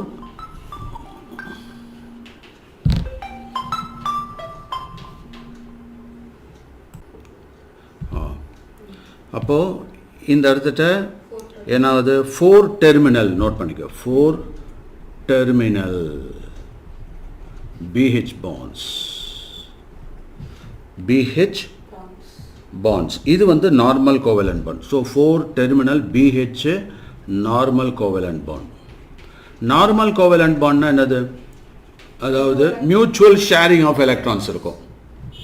நார்மல் கோவலண்ட் பாண்ட். ஓகேவா? இப்போ நம்ம இதை ஐடென்டிஃபை பண்ணலாம். ஐடென்டிஃபை பண்ணலான்னா என்னென்னலாம் வரும்? இந்த 1 2 3 4 இதுதான் இந்த நார்மல் கோவலண்ட் பாண்ட். எழுதிக்கிறீங்க இங்கே 1 2 3 4 இப்படி எல்லாம் கொஞ்சம் லேபிளிங் பண்ணால் பர்ஃபெக்டாக இருக்கும், நல்லா தெளிவாக தெரிஞ்சிடும். ஓகேவா? ஸோ இந்த 4 தான் என்னது? நார்மலான கோவலண்ட் பாண்ட். அப்போது அதில் வந்து பார்த்தோன்னா 2 சென்டர் 2 எலக்ட்ரான். புரியுதா? 2 சென்டர் இருக்கும். இப்போ 1 2 புரியுதா? அதாவது 2 சென்டர்னா இங்கே 1 இங்கே 1, போரான் 1 ஹைட்ரஜன் 1. புரியுதா? கவனி. இப்போது ஹைட்ரஜன் இருக்குன்னு வச்சுக்கோ. மாலிகுல் ஃபார்ம் ஆகணுன்னாக்கா என்ன ஆகுது? 2 சென்டர்ஸ் வேணுமா? இது ஹைட்ரஜன் ஒரு சென்டர், இந்த ஹைட்ரஜன் ஒரு சென்டர், அப்புறம் 2 எலக்ட்ரான் தேவைப்படுமா? அதுதான் 2 சென்டர். இப்போ மீனிங் புரியுதா இது என்னென்னு? அப்புறம் 2 எலக்ட்ரான். புரியுதா? 2 சென்டர் 2 எலக்ட்ரான், அதுதான் 2C 2E அப்படின்னு சொல்கிறோம். ஹைட்ரஜன் ஒரு சென்டர், இந்த ஹைட்ரஜன் ஒரு சென்டர். இப்போ நான் மீத்தேன் போடுறேன், CH4 சிம்பிளான ஸ்ட்ரக்சர். இதில் எத்தனை இருக்குது? இங்கே ஒரு சென்டர், இங்கே ஒரு சென்டரா? புரியுதா? இங்கே ஒரு சென்டர், இங்கே ஒரு சென்டர், இங்கே ஒரு சென்டர், இங்கே ஒரு சென்டர், இங்கே ஒரு சென்டர், இங்கே ஒரு சென்டர். அது மாதிரி 4 2C 2E இருக்கா? இது மீனிங் புரிஞ்சுதா? அதே மாதிரி தான் இப்போ BH3லையும். இப்போ BH இந்த பக்கம் B, நான் இதை மட்டும் போடுறேன், இன்னும் பிரிட்ஜ் பண்ணல. இப்போ போட்டேன்னா இப்போ இதில் என்ன இருக்குது? 2 இருக்கா? இந்த 2 இருக்கா? இந்த 2 இருக்கா? இந்த 2 இருக்கா? புரியுதா? இதை தான் நம்ம என்ன சொல்கிறோம்? 2C அப்புறம் 2 எலக்ட்ரான், இங்கே ஒரு எலக்ட்ரான், இங்கே ஒரு எலக்ட்ரான். புரியுதா? அது மாதிரி என்னென்ன சொன்னேன்? 1 2 3 4. புரியுதா? ஸோ பாண்ட் 1 2 3 4 இது எல்லாமே என்னது? 2C 2E type. ஓகேவா? இது புரிஞ்சுது? அது நான் எழுதிக்கோ பக்கத்துலேயே. 2C 2E type 4. அதுதான் அங்கே போட்டிருக்க நீ அந்த டெர்மினல்ன்றது அதுதான் 2C 2E டைப். இது புரியுதா? ஓகேயா? அப்போது ரிமைனிங் 4 எலக்ட்ரான் இப்போ 2C 2E டைப் அப்படின்னா டோட்டலாக எத்தனை எலக்ட்ரான் ஆச்சு? 8 எலக்ட்ரான். இப்போது 8 எலக்ட்ரான் வந்துச்சா, ஒவ்வொன்றும் 2 2 தானே. ஸோ 4. அப்போ டோட்டலாக நமக்கு எவ்வளோ இருந்தது? 12 எலக்ட்ரானு இல்லையா? அதில் 8 எலக்ட்ரான் சப்ட்ராக்ட் பண்ணிவிடு, மிச்சம் 4 எலக்ட்ரான். அதை தான் இங்கே போட்டாகணும் நாம். இப்போ புரியுதா? இந்த இடத்துட்டு நாம் போட்டாகணும்.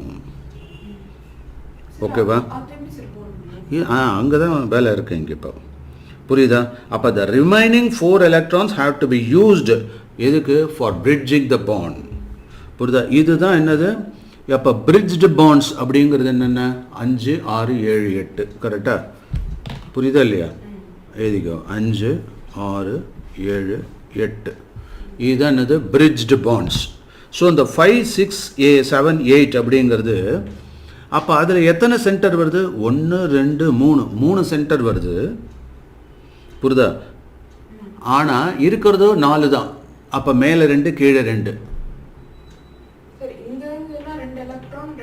அங்கே தான் ஒரு பனானா மாதிரி அப்படி ஒட்டு மொத்தமாக சேர்த்து ஷேர் பண்ணிங்கப்பா நீங்கள். அப்போ பிஹெச்பி அப்படின்னு வந்துடுது. ஸோ அந்த செட்டப் பேர் என்ன? இப்போ இதை நான் ரெட் இங்கில் போடுறேன். இந்த பார், இந்த பிஹெச்பி இருக்குல்ல, இது என்ன டைப்பு அப்படின்னா 3 சென்டர் ஆனால் 2 எலக்ட்ரான் சிஸ்டம். இப்போ புரியுதா? அதே மாதிரி தான் இங்கேயும் இருக்கு. இதை வேணால் க்ரீன் கலரில் போடலாம் நம்ம, இல்லாட்டினா வேறு கலரில் போடுறோம் இதை. ஓகேவா? இப்போ புரியுதா? அப்போ இதுவும் என்னது? 3 சென்டர் 2 எலக்ட்ரான் சிஸ்டம். டன். இது புரிஞ்சுது? அது அப்போது நம்மள்கிட்ட 2 விதமான பாண்டு இங்கே ஃபார்ம் ஆகுதுன்றது தெரிஞ்சு போச்சு. இப்போ புரியுதா? அதுதான் இங்கே போட்டிருக்கான். ஒன்று வந்து என்னது? 4 terminal BH normal covalent bond. அது என்ன டைப்பு? 2C 2E type. இப்போ புரியுதா? டைப் நோட் பண்ணிட்டியா? அடுத்தது இந்த இடத்துல என்னது? Bridged bonds. இது எவ்வளோ? 2 பிரிட்ஜ்டு பாண்ட்ஸ். நோட் பண்ணிக்க. 2 பிரிட்ஜ்டு பாண்ட்ஸ். இது எப்படிப்பட்ட பாண்டு? BHB அப்படின்னு வருது. அப்போ இதில் 3 சென்டர் பட் 2 எலக்ட்ரான் தான் அவைலபிளாக இருக்குது. புரியுதா? அப்போது இந்த இடத்துல கால்குலேட் பண்ணி பாரு. இப்போ ஏற்கனவே 8 எலக்ட்ரான். இது எப்படியாச்சு? 2C 2E type into 4. Correct ஆகிடுச்சா? ஆனால் இங்கே 3C 2E டைப்பு. இப்போ புரிஞ்சிச்சா? அது மாதிரி எத்தனை இருக்குது? 2 இருக்குது. இப்போது 8 4 12 முடிஞ்சிடுச்சு. அது புரியாமலேயே பார்க்குறியே. ஆமாம், நம்ம எலக்ட்ரான் தானே கவுட் பண்ணுறோம். அப்படி இல்லை, அந்த 3த்துக்கு சேர்த்து காமனாக ஒரே எலக்ட்ரான் தான், 2 எலக்ட்ரான் தான். இந்த 3த்துக்கு சேர்த்து 2 எலக்ட்ரான் தான். இப்போ புரியுதா? இந்த 3த்துக்கு சேர்த்து 2 எலக்ட்ரான், மேலே 2 கீழே 2. சரியாக போச்சு. இப்போ புரியுதா? இது மீனிங் புரியுதா? இதை தான் நம்ம என்ன சொல்லுவோம்னா பனானா பாண்டுன்னு சொல்கிறாங்க அதை. ஓகே, அந்த பிரிட்ஜிங் ஆட்டமில் இப்படி ஃபார்ம் ஆகுதில்ல, இதை தான் என்ன சொல்கிறது? பனானா பாண்ட் அப்படின்னு பேர்.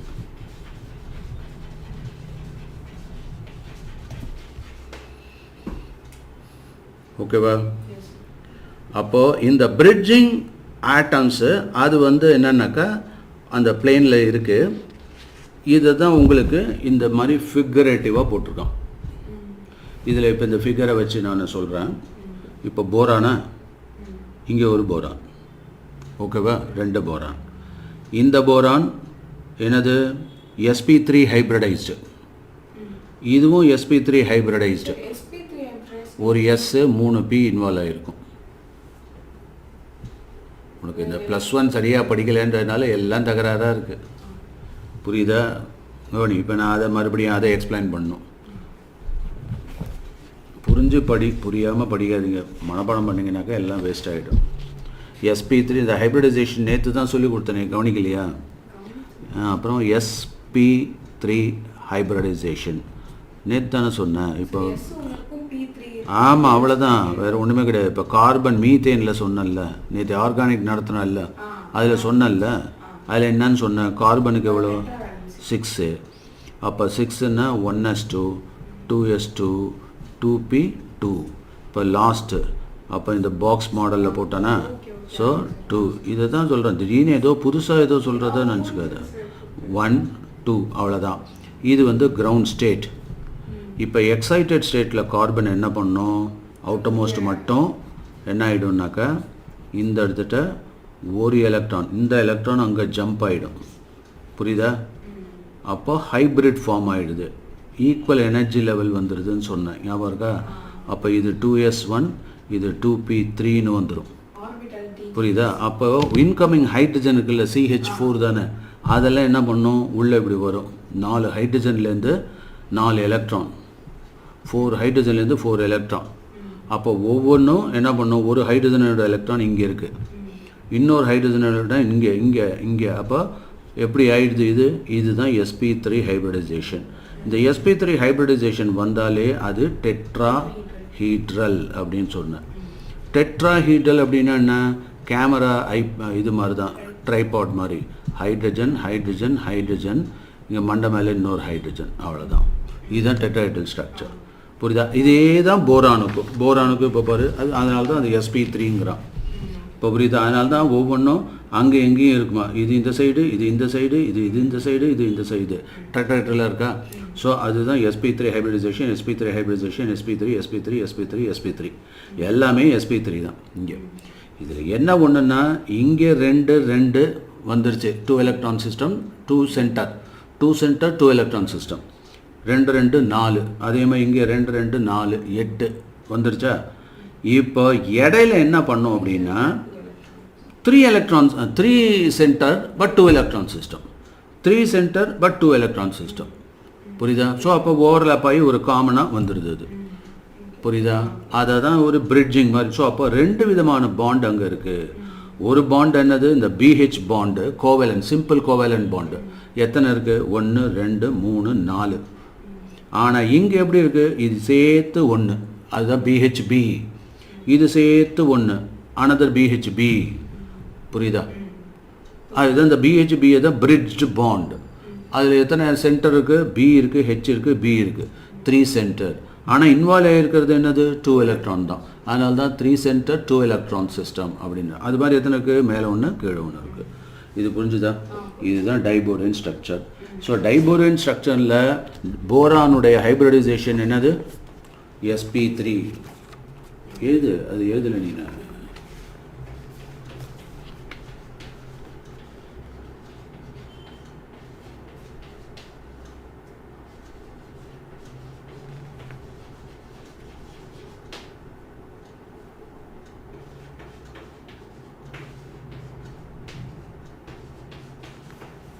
புரியுதா?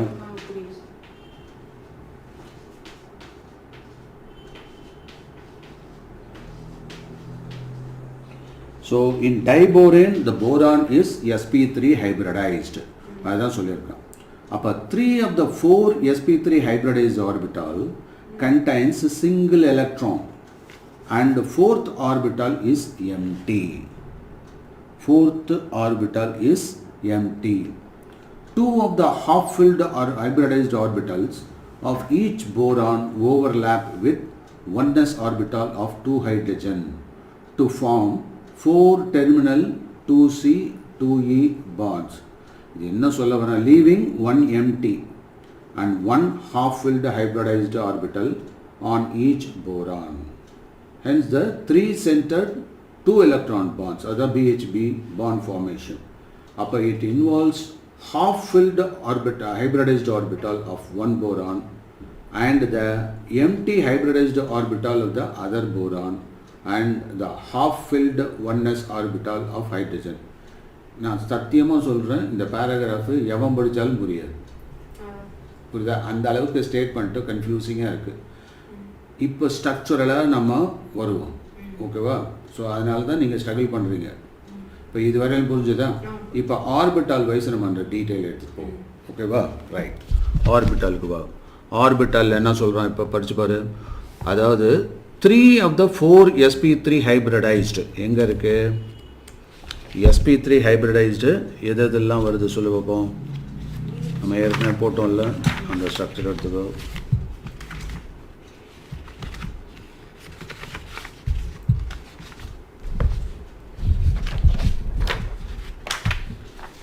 இந்த ஸ்ட்ரக்சர் போட்டோம் இல்லையா இனிஷியலாக, ஓகேவா? இதில் எதெல்லாம் sp3 அவன் சொல்கிறது, இது sp3 நோட் பண்ணிக்கோ, இதுவும் sp3, இதுவும் sp3, இதுவும் sp3, இதுவும் sp3, sp3, sp3, sp3, all BH bonds எல்லாம் என்னது sp3. அதனால எல்லாம் டெட்ராஹைட்ரலில் இருக்குது. இது புரிஞ்சுதா? ஓகேவா? ரைட். இப்போ என்ன பண்ணுறான்னாக்கா அங்கே என்ன சொல்கிறான், that is the bridging hydrogen atoms are in a plane as shown in the figure. the bridge ஆகக்கூடியது என்னது, அந்த இப்போ ஃபிகரில் கொடுத்துருக்கோம். the bridging என்ன சொல்கிறான் நாளைக்கு ஞாபகம் வச்சுக்கோ, the bridging hydrogen atoms are in a plane show. அப்போ இந்த பிளேனில் அது இருக்குது. bridging இருக்கிறது இப்படி ஒரு பிளேனில் இருக்குது. இது புரியுதா? இது என்னது, ஒன்று above the plane of the paper, ஒன்று below the plane of the paper, ஒன்று above the plane of the paper, ஒன்று below the plane of the paper. இப்போ புரியுதா? இந்த ரெண்டும் இந்த பிளேன்லேயே இருந்ததுன்னா இந்த BH2 எப்படி இருக்கும், ஒரு BH மேல் பக்கம் ஒரு BH கீழ் பக்கம், அதுதான் சொல்ல வரோம். So in plane. அடுத்தது இன் போரேன், போரான் இஸ் sp3 ஹைப்ரிடைஸ்டு, அது பார்த்துட்டோம் நம்ம. என்னது போரான் இஸ் sp, அதில் பாயிண்ட்டாக தனியாக எழுதிக்கலாம், ஒன்றும் கவலையே இல்லை. ஓகேவா? ரைட். அப்புறமேட்டு என்ன சொல்கிறான், 3 of the 4 sp3 hybridized orbitals. என்னது 3 of the 4 sp3 hybridized orbitals. So sp3 hybridized orbital என்ன, நீ உடனே இந்த கிராஃப் இந்த ஸ்கீமுக்கு வந்து இதுதானே sp3 hybridized, புரியுதா? இப்போ நான் இந்த டெட்ராஹைட்ரில் கார்பனை வச்சு சொல்கிறேன். இப்போ போரானை வச்சு பார்க்கலாமா? இப்போ கார்பனை வச்சு சொன்னதுனால உனக்கு டிஃப்ரெண்ட்டாக இருக்குது. இப்போ போரானை வச்சு பார்ப்போம். போரானுக்கு போடு. போரான் அங்கே தான் எழுதியிருக்க இல்லையா? ஸோ அதுக்கு எப்படி எழுதுறன்றது பாரு, கவனி. போரான் 5 1s2 2s2 2p1 அப்படின்னு ஆகும் இல்லையா? இப்போ 1s2 2s2 2p1 இதை பாக்ஸ் மாடலில் போடலாமா? 2s2 pக்கு வந்து 3 இப்படி இருக்குது 1, அவ்வளோதான். இப்போ நல்லா கவனிச்சுக்கோ, இது எக்ஸைட்டட் ஸ்டேஜில் போகணும், புரியுதா? ஸோ எக்ஸைட் ஏன்னா டோட்டலாக 5 தானே, 2 + 2 அப்புறமேட்டு 4 + 1 5. இப்போ 3 இதில் இன்வால்வ் ஆகணும். என்னது 3 ஆர்பிட்டால் இதில் இன்வால்வ் ஆக போகுது. ஓகே, அப்படிங்கிறப்போ 3 of the 4 sp3 hybridized orbital இங்கே டோட்டலாக எவ்வளோ இருக்கணும்? தட் இஸ் ஹைட்ரஜன் வேறு சேர்றதில்ல, ஒவ்வொரு போரான்லேயும் ஒவ்வொரு ஹைட்ரஜன் வந்துடும்.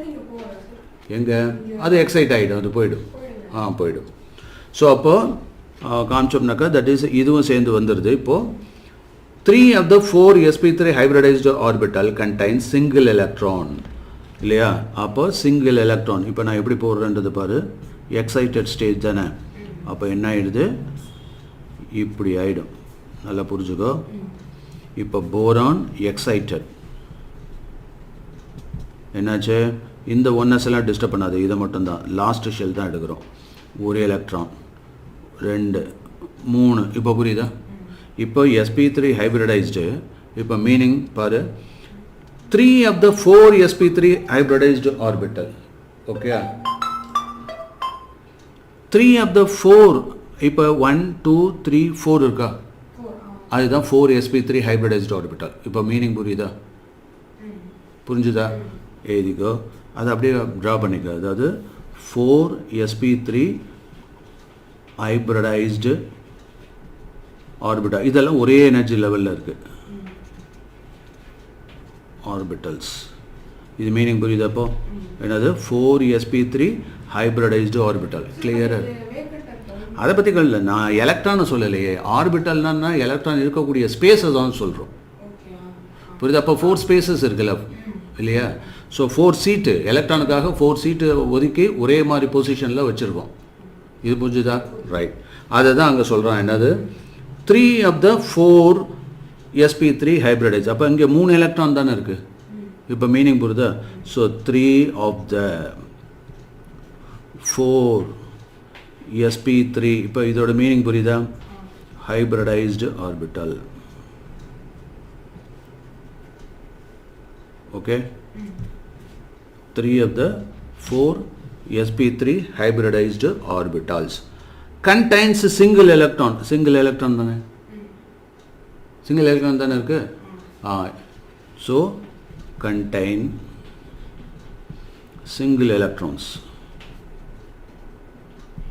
done and the fourth orbital is empty correct dana fourth orbital is empty இது முடிஞ்சதா அடுத்தது two of the half filled hybridized orbitals another two of the half filled hybridized orbital இப்போ இதெல்லாம் half filled orbital தான் ரெண்டு சேர்ந்தாக்கா completely filled இப்போ எல்லாமே பாதி பாதியாக இருக்குது எல்லாம் சிங்கிள் எலக்ட்ரானாக இருக்குது அதை தான் இங்கே என்ன சொல்கிறோம் two of the half filled hybridized orbitals of each boron ஒவ்வொரு போரானும் overlap with 1s orbital இல்லையா அப்போது இந்த ரெண்டு இருக்குல்ல இந்த ரெண்டில் இப்போ இதே மாதிரி ரெண்டு போரான் இருக்கா இங்கே ஒரு போரான் இன்னொரு போரான் இல்லையா அதை அப்படியே போடலாமா சும்மா ஒரு ஹைபோதெட்டிக்கலாக போட்டுவோம் இது ஒரு போரான் எக்ஸைட்டட் இது ஒரு போரான் எக்ஸைட்டட் இதில் எவ்வளோ இருக்குது ஒரு எலக்ட்ரான் இருக்குது இல்லையா ப்ளஸ் இங்கே ரெண்டு அதே மாதிரி இங்கே என்னது நல்லா புரிஞ்சுக்கோ 1 2 3 இப்போ புரியுதா நான் இதை தனியாக போட்டு காமிக்கிறேன் இப்போ ஹைட்ரஜனுடைய எலக்ட்ரானோட ஜாயின் ஆக போகுது என்ன சொல்கிறான் two of the half filled hybridized orbital of each boron overlap with 1s orbital with of hydrogen இங்கே ஹைட்ரஜன் எவ்வளோ இருக்குது 1s அதுவும் இப்படி இருக்குது புரியுதா இது வந்து 1s orbital of hydrogen கரெக்டாக ஓகேவா இது மாதிரி 4 ஹைட்ரஜன் ஓகேவா புரிஞ்சுதா அது 4 ஹைட்ரஜன் என்ன ஆகிடுது அங்கே போய் ஜாயின் ஆகிடுது இப்போ அந்த ரெட்டில் போகிறதெல்லாம் பார்த்துக்கோ இங்கே ஒன்று இங்கே ஒன்று இங்கே ஒன்று இங்கே ஒன்று புரியுதா ஸோ ரெண்டு ஒவ்வொன்று எல்லாச்சு இங்கே ஒன்று ரெண்டு 4 ஜாயின் ஆகி போச்சு ஓகேவா அதுதான் இங்கே சொல்கிறான் என்னது that is boron overlap with 1s orbitals of hydrogen to form 4 terminal 2c 2e bonds இப்போ புரியுதா அப்போ ரெண்டு வந்துருச்சா ஓகேயா ரைட் லீவிங் 1 empty ஒரு எம்டி இருக்கா இங்கே ஒரு எம்டி அதே மாதிரி இன்னொன்று 1 half filled இதுதான் half filled இப்போ மீனிங் புரிஞ்சிச்சா இல்லையா ரைட் அப்போ இது என்னது இங்கே வந்து 1 half filled இருக்குது 1 half filled நோட் பண்ணிக்க half filled இது என்னது 1 empty இப்போ மீனிங் கரெக்டாக வந்துருச்சுன்னு நினைக்கிறேன் இல்லையா ஸோ லீவிங் 1 empty எழுதிக்கோ கையில் எழுதிக்கோ 1 empty leaving 1 empty and 1 filled half filled or hybridized orbital on each boron இது முடிஞ்சுதா அப்போது the 3 center நல்ல ஞாபகம் வச்சுக்க 3 center 2 electron இப்போ இங்கே ஒரு எலக்ட்ரான் இருக்கா புரியுதா இங்கே ஒரு எலக்ட்ரான் இருக்கா புரியுதா இப்போ இந்த ரெண்டுத்துக்கும் காமனாக வரக்கூடியதா இந்த 2 எலக்ட்ரான் தான் 2 ஹைட்ரஜனுக்கு காமனாக வரப்போகுது அதுதான் என்ன ஆகுது பிஹெச்பின்னு மாறுது இப்போ புரியுதா அதனால தான் இது சென்டர் 1 சென்டர் 2 சென்டர் 3 ஆனால் இருக்கிறது என்னது 2 எலக்ட்ரான் தானே இப்போ மீனிங் புரியுதா அப்போது இது என்ன ஆயிடுது 3 சென்டர் 2 எலக்ட்ரான் பிஹெச்பி பாண்டாக மாறிடுது ஓகேயா அப்போது by involving the overlapping of a half filled or hybridized orbital of one boron and empty hybridized orbital of other boron அதுக்கப்புறம் the half filled 1s orbital of hydrogen அப்போ இந்த 3 சேர்ந்து 3 சென்டராக மாறிடுது இதில் இப்போ மீனிங் புரியுதா அவ்வளோதான் வேறு எதுவுமே கிடையாது இதில் புரியுதா தெளிவாக இருக்கியப்போ ரைட் ஸோ இந்த இதை மறக்காமல் எழுதணும். இப்போ நம்ம சொன்னது அத்தனையும் அப்படியே நீ நோட்ஸாக எழுது. இப்போ உனக்கு ஈஸியாக புரிஞ்சிடும். அவன் புரிய வைக்கிறதுக்காக தான் இவ்வளோ பெரிய ஸ்டேட்மெண்ட்டு சென்டிமெண்ட்லாம் கொடுத்துட்டு இருக்கான். ஓகேயா? அதுக்கப்புறம் இந்த யூசஸ் ஆஃப் போரேன் அப்படின்னு பார்த்தாக்கா, போரேன் எதுக்கு யூஸ் ஆகுது? ஹை எனர்ஜி ஃபியூயலுக்கு, ஃபார் ப்ரொப்பலண்ட்டுக்கு, புரியுதா? அது யூஸ் ஆகுது. அப்புறம் ரெடியூசிங் ஏஜென்ட் இன் ஆர்கானிக் கெமிஸ்ட்ரி, அதுக்கப்புறம் வெல்டிங் டார்ச்சஸ், இதெல்லாம் யூஸ் ஆகுது. ஓகே, அப்போ சம்மரைஸ் பண்ணோம்னா என்னென்ன கீ பாயிண்ட் இதில் இருக்குது? இதை எக்ஸாமில் இப்போ டைபோரேன் கேட்டாங்க, புரியுதா? டைபோரேன் கேட்டால் ஒரு பாயிண்ட் கூட மிஸ் ஆகக்கூடாது. டைபோரேன் பற்றி எழுது கேட்டாங்கன்னு வச்சுக்கோங்க. என்னென்ன பாயிண்ட் அங்கே கொடுப்போம் நம்ம? ஃபஸ்ட் பாயிண்ட் என்னது? பாயிண்ட் நம்பர் போட்டுக்கோ. பாயிண்ட் நம்பர் ஒவ்வொரு பாயிண்ட்டாக போடுறேன் நான். இந்த நோட்ஸ் அப்படியே யூஸ் பண்ணிக்கலாம். நீ சம்மரைஸ் பண்ணுறேன். Discuss about the structure of diborane. டைபோரேனோட ஸ்ட்ரக்சரை போட்டு, புரியுதா? சும்மா நீ இப்படி போட்டாலே போதும். கோடாக போட்டால் புக்கில் போட்டுருக்க மாதிரி அந்த இதெல்லாம் போடணும்னு அவசியம் இல்லை. ஆனால் அந்த SP3 மென்ஷன் பண்ணிக்கலாம். ஓகேவா? ஸோ கவனி, இப்போ நீ என்ன பண்ணணும்? ஃபஸ்ட்டு ஸ்ட்ரக்சர், செகண்டு அதோட ஃபார்முலா கரெக்டாக போடணும். தேர்டு பாயிண்ட் என்னது? 2BH2, அந்த டீட்டெயிலை சொல்கிறேன். 2BH2 யூனிட்ஸ் இருக்குது. அடுத்தது ஃபோர்த்து பாயிண்ட் என்னது? Bridged by 2H atoms. Fifth point என்ன? தட் இஸ் 8 BH பாண்ட்ஸ் இருக்குது, அதை கவுண்ட் பண்ணி போட்டேன். அதுக்கப்புறம் ஆனால் 12 வேலன்சி எலக்ட்ரான் இருக்குது அப்படின்னு சொல்கிறேன். B2H6 அதை எதை பேஸ் பண்ணி பண்ணுற? இந்த மாதிரி எலக்ட்ரானிக் கான்ஃபிகரேஷன் ரெஃபரன்ஸ் கொடுக்கலாம். நீ புக்கில் கொடுக்கல, இதெல்லாம் கொடுக்காமலேயே ஸ்டேட்மெண்ட்டாக பண்ணியிருக்கான். அதுதான் பெரிய ட்ராபேக். டெக்ஸ்ட் புக்கில் அது டீச்சர் எக்ஸ்பிளைன் பண்ணுவாங்கன்னு சொல்லிட்டு அவங்க விட்டாங்க போல இருக்குது. ஆனால் அது முழுமை இடையில. ஸோ இப்போ ஒரு டீச்சர் சொன்னதுனாலும் உனக்கு புரியுது. ஸோ 6. அப்போது இதனுடைய ரெஃபரன்ஸ் பாயிண்ட்டை பேஸ் பண்ணி தான் இங்கே எப்படி கணக்கு எடுத்தேன். 12 வந்ததுன்றது எப்படி கணக்கு எடுத்திருக்கேன். இங்கே பார்த்தோன்னாக்கா 8 BH பாண்ட் அப்படின்னாக்கா அது அப்படியே இன்ட்டு 2னாக்கா 16. ஆனால் இங்கே இருக்கிறதோ 12. அப்போ எப்படி நம்ம கான்ட்ரிபியூட் பண்ண போகிறோம்? ஸோ அப்போ இது 6வது பாயிண்ட்டுனாக்கா, இது 5வது பாயிண்ட். 5வது பாயிண்டில் that leads to 16 needed, 16 valency electrons needed இந்த இடத்துட்ட. ஓகே, ஆனால் நமக்கு கைவசம் இருக்கிறது 12. அதை எப்படி எக்ஸ்பிளைன் பண்ணணும்? இதை வச்சு எக்ஸ்பிளைன் பண்ணணும். இது 6A அப்படின்னு போட்டுக்கோ. இந்த ரெஃபரன்ஸ் கண்டிப்பாக வேணும். அடுத்தது இப்போ நாட் சஃபிஷியன்ட்ன்றதை சொல்கிற, அது 7th பாயிண்ட்டு. அடுத்தது இங்கே டெர்மினல் BH பாண்டு அப்படிங்கிறதுலாம் சொல்கிற 8. அதை எப்படி ஷேர் பண்ணுறோம்? 9. புரியுதா? அதுக்கப்புறம் இந்த இடத்துட்ட நான் உனக்கு அந்த பாண்டெல்லாம் தனியாக எக்ஸ்பிளைன் பண்ணி கொடுத்துருக்கேன். அது ஓகேவா? அடுத்தது இந்த இடத்துட்ட தான் நான் இந்த ஹைப்ரிடைசேஷன் சம்மந்தமாக வரும். அப்போ நீ இந்த ஹைப்ரிடைசேஷன் டயக்ராம் போட்டே ஆகணும். அப்போ தான் புரியும். இல்லாட்டினா நீ முதல்ல இதெல்லாம் கடன்னு போட்டுட்டேன்னு வச்சுக்க. இதை போட்டாலே மார்க்கு. ஏன்னா நீ புரிஞ்சு தான் போட்டுக்கோ. யாராலையும் புரியாமலே இதில் போட முடியாது. புரியுதா? ஆனால் ஒன்ஸ் நீ போட்டுட்ட டயக்ராம்னு வச்சுக்க, நீ ஏன் எழுத ஆரம்பிச்சிருவ. மீனிங் புரியுதா? ஸோ இது 8, 9 இந்த எக்ஸைட்டட் எலக்ட்ரான் அது எல்லாத்தையுமே சேர்த்து அப்படியே போடு. ஓகேயா? அப்புறம் இந்த இதை தனியாக எக்ஸ்பிளைன் பண்ணணும். இது 10 போட்டுட்டு இதை பேஸ் பண்ணி என்ன பண்ணுற? இந்த 11வது பாயிண்ட்டு, 12வது பாயிண்ட்டு, அதுக்கப்புறம் இந்த 13வது பாயிண்ட்டு சொல்லிவிட்டு ஃபைனலாக 14ல் முடிக்கணும். அதுக்கப்புறம் யூசஸ் பார்த்தோம், அது 15 யூசஸில் அது கேட்டிருந்தானா கூட கேட்பான் சம்டைம்ஸு, ஒரு பெரிய பிக் கொஷின்ஸாக இருந்தால். அப்போ அங்கே என்ன யூஸ் ஆகுது? High energy fuel. So energy ஃபியூயலாக யூஸ் ஆகுது. எதுக்கு? ப்ரொப்பலண்ட்டில். புரியுதா? ஸோ ப்ரொப்பலண்ட்டுன்னு போட்டுக்க. இது A. செகண்ட் யூஸ் என்னது? That is reducing agent. Organic கெமிஸ்ட்ரியில் ரெடியூசிங் ஏஜென்ட்டாக யூஸ் ஆகுது. ஓகேவா? அடுத்தது வெல்டிங் டார்ச்சஸில் யூஸ் ஆகுது. ஓகே, அவ்வளோதான். ஸோ அப்போ நீ என்ன பண்ணுற? இந்த 12 பாயிண்ட்டும் வலுவாக எழுதிட்டீங்கன்னா 100% தட்டுற. ஓகேவா? ஒவ்வொரு கொஷின்லேயும் கெமிஸ்ட்ரியை பொறுத்தவரையும் சும்மா ஏனோ தானோலாம் பண்ணக்கூடாது. அதில் உள்ள அத்தனையும் நம்ம கிளியராக ஃபுல் பாயிண்ட்ஸை கொடுத்துட்டோம் அப்படின்னா நீ போட்டே தான் தீரணும், வேறு வழியாக கிடையாது. மார்க்கு போடாமல் விட முடியுமா? எப்படிமா எல்லாம் ஸ்கூல். அதனால தானே என்கிட்ட வரீங்க. எங்களை மாதிரி மாஸ்டர்ஸை ஏன் வரீங்க? ஸ்கூலில் சரியாக எக்ஸ்பிளைன் பண்ண மாட்டேங்கிறாங்கன்றதுனால தான். இந்த சந்தர்ப்பத்தையாவது நல்லா யூஸ் பண்ணிக்கோங்க. ஓகேவா? Right.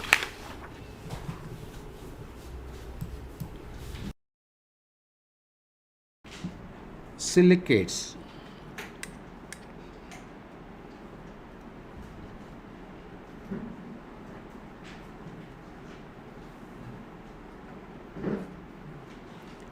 They are the minerals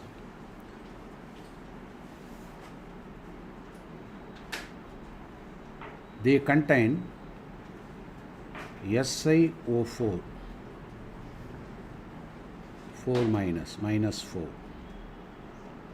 units.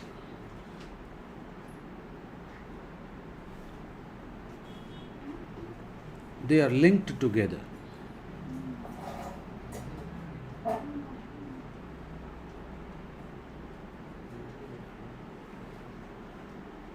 They are linked together, and these silicates can be classified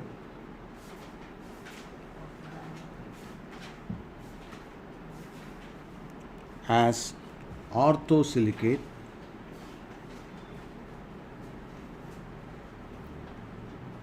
pyrosilicates,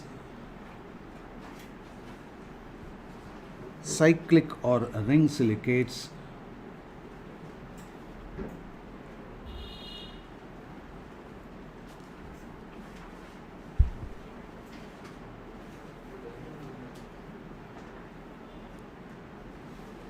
then we have chain silicates,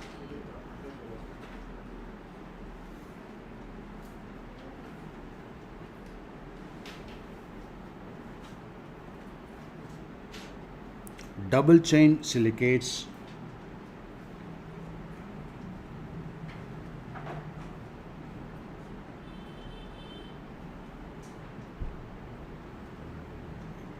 sheet silicates,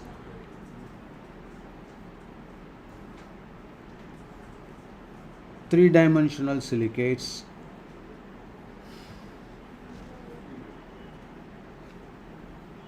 then zeolites.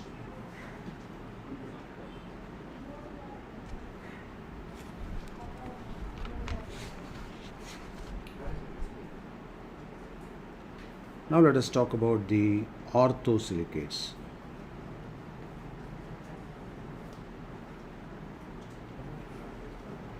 The orthosilicate can be simply represented as, actually it's a tetrahedral structure. TH means tetrahedral, no doubt, tetrahedral. So you got the silicon at the center and 4 oxygen atom in this way. So here the dot represents silica, silicon. O represents oxygen. That is why we put this SiO4 4 minus. And this can be represented as, for example, you can simply put a triangle and at the center you can do like this. You have got silica. The dot represents silica, round represents oxygen. So you can link like this, as though that is you are looking from here.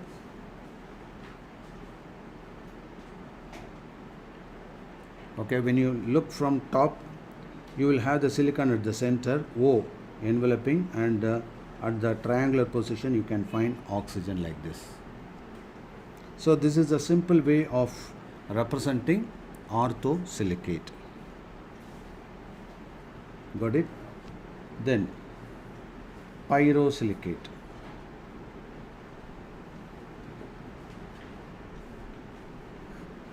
So what is the formula of orthosilicate?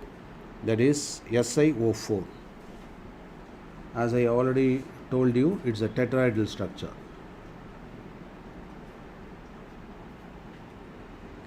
SiO4 4 minus. Example, beryllium silicate, BeSiO4.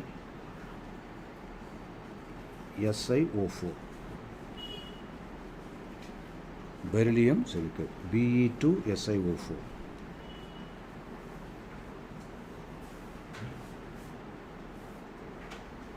And pyrosilicate. The pyrosilicate will be like this.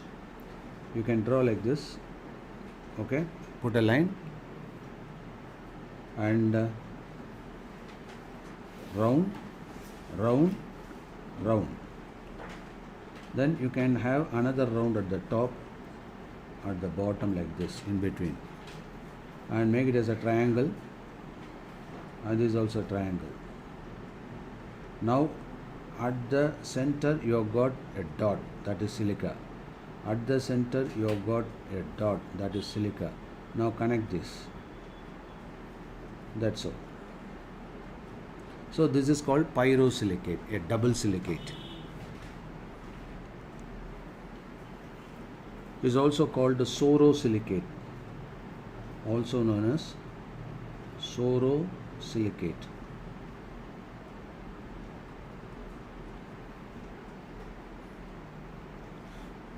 So when you combine these SiO4 plus SiO4 and one oxygen being common, that is removed, so you are able to get Si2O7 because one is common. It's not a reaction, it's a simple representation.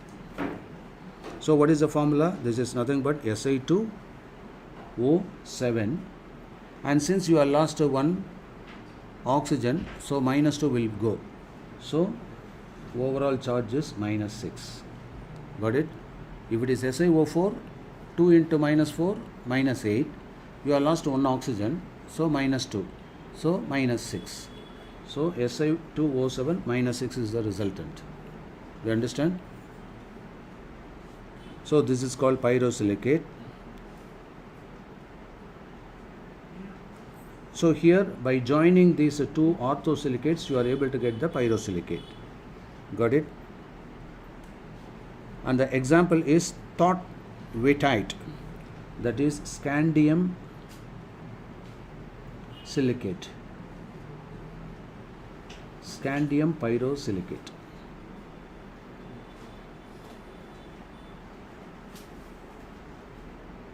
Now let us move to the tetrahedral structure. Now we move from that and it forms a simple cyclic structure, that is ring structure. So cyclic silicate.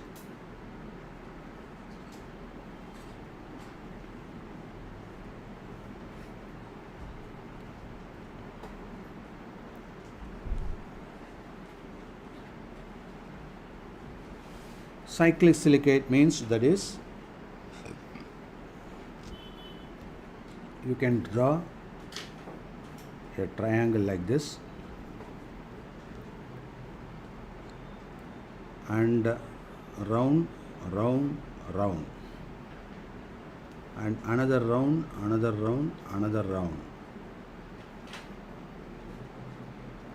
Now form one silicate here and form, and this is the silica around which you have got oxygen. So link this. Similarly, you have got another triangle, another triangle. Here you can put silica, silica, round, oxygen, oxygen. So link this. That's all. Are you able to follow? So 3 tetrahedral forms a triangle like this. So this is known as cyclic silicate. It forms a cyclic structure, is it not? Or ring silicate. So here SiO 3 n number of times, and for every n there will be a loss of 2n. So these are the general formula.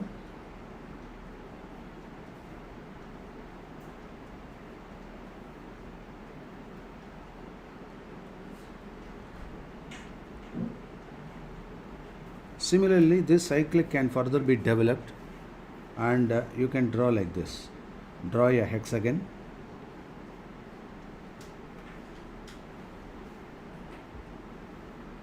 a benzene like structure. Okay, hexagon.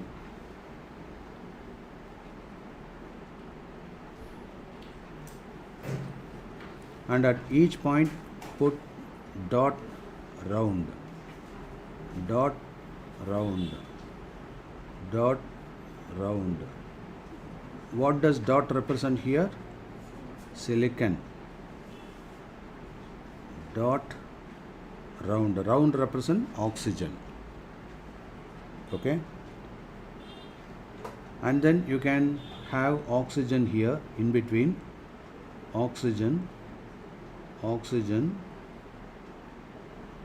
oxygen, oxygen, oxygen. Okay.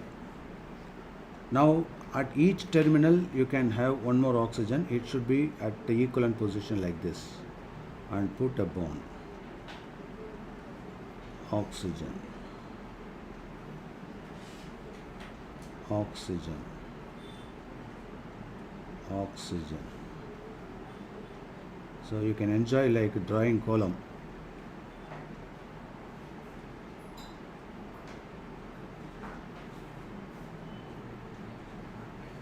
Fully column. Now you can join.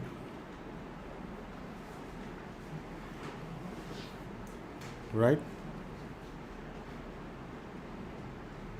Okay. So this is one tetrahedral silicate, another tetrahedral silicate, another tetrahedral silicate, another tetrahedral silicate, another tetrahedral silicate. It forms a beautiful crystal like this. You like it? Nice? A fantastic pattern. So this is also a cyclic silicate.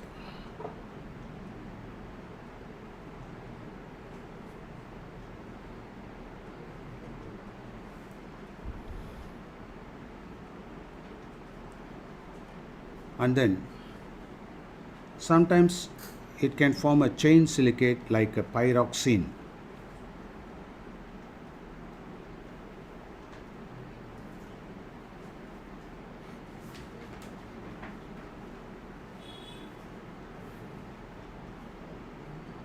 You can draw a line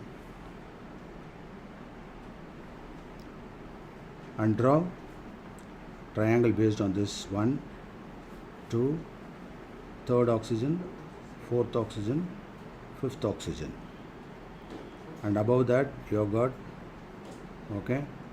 one oxygen, below that another oxygen, above that in the same line.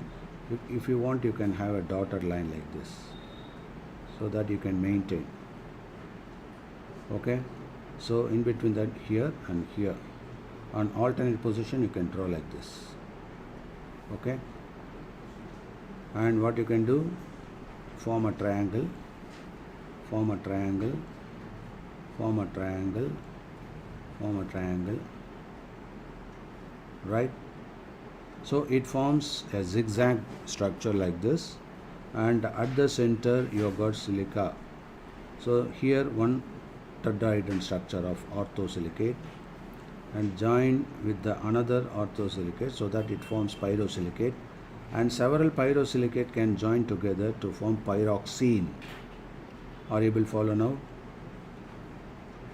Okay, so you can continue like this. Done. So this is called, since it forms a chain, so it's called chain silicate. So here this SiO3, it is n times combined. If it is n time combined, and for every n there is a loss of 1 to n minus, so you have to put 2n minus. So n represents n number of SiO4 unit. N represents number of SiO4 4 minus units. Are you able to follow? That is tetrahedral units, silicate tetrahedral units. N represents silicate tetrahedral units. You have to count 1, 2, 3, 4, 5. So if it is 5, and you have to put 10n here. Got it?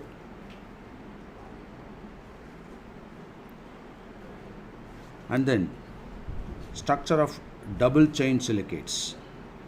Like in the case of asbestos, it is fibrous. So fibrous silicates. It's called double chain silicates.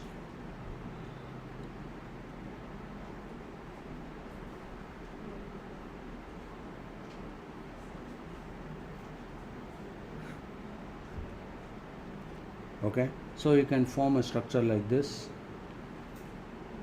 Draw a benzene like structure. Another benzene adjoined to this, similar to benzene, double benzene adjoined, and another benzene can be joined. Okay, now as I already told you, you can put dot here. Okay, another dot and a round, another dot, round, another dot, round at each vertex.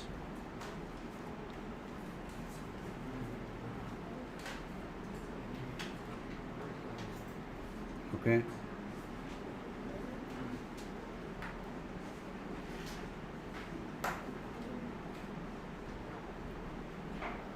right. Now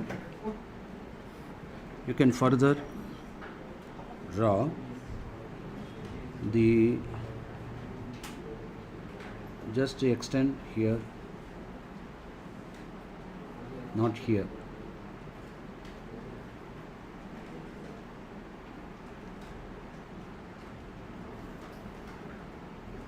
And put oxygen.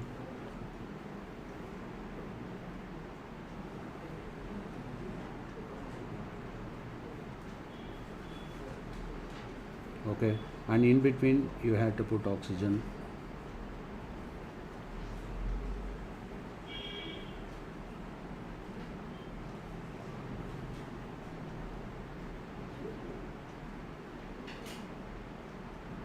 Right. Now at each corner you can have the tetrahedral structure. Are you able to follow? You can join like this. Okay.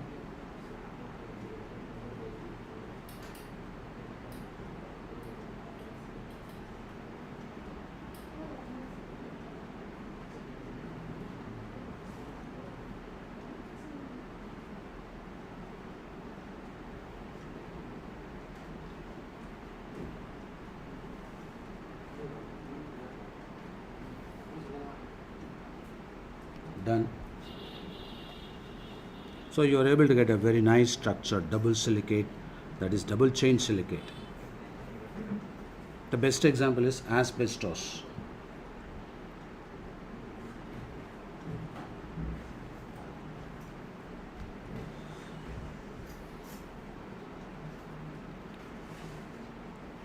These double chain silicates, they are also called amphiboles.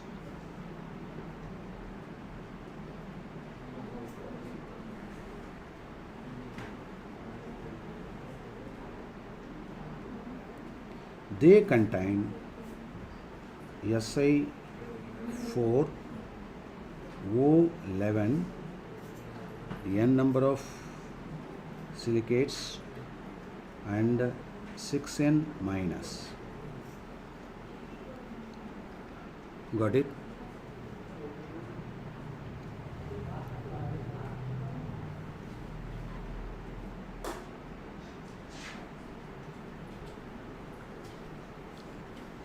Here you can find the two types of that is tetrahedra. One is those sharing three vertices, whereas here they share two vertices. Likewise, two types, and that's why it's called amphiboles.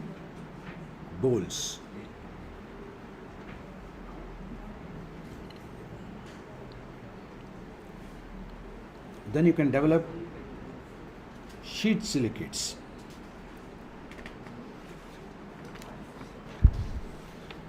The sheet silicate can be drawn like this. The same benzene like hexagon network.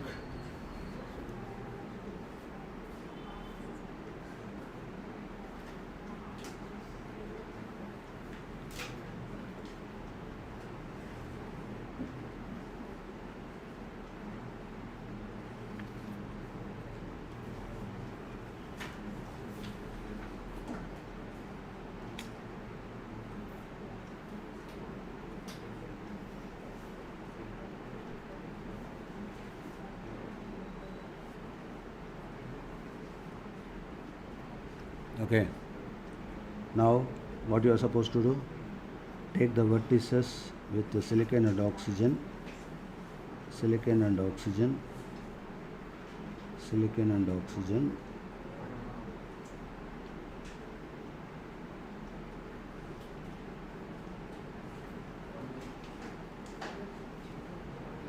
you should have patience to draw such type of structures.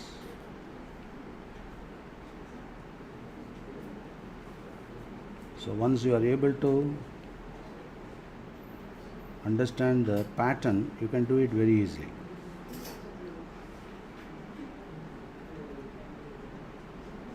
It may look so complicated, but when you start drawing it, it's so easy. Okay, have you finished this silicon and oxygen? We are done. And then now in between that, oxygen, oxygen, oxygen, round, round, oxygen, oxygen, oxygen, oxygen, oxygen. So simply draw in between oxygen.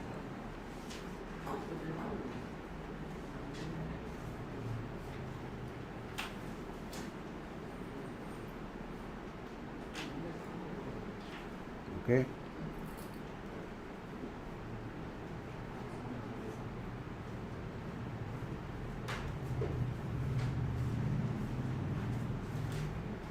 Right, and at each apex vertex you can have one oxygen, and make sure that these are equidistant so that you can form a triangle here.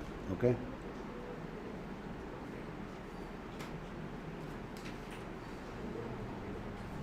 don't put here, it is already formed.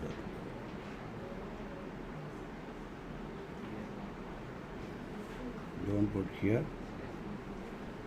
First you link all these things so that you can be sure about the structures.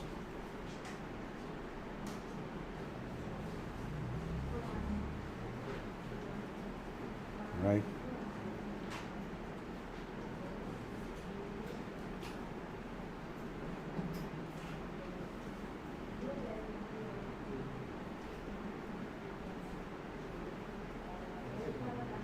Now, okay.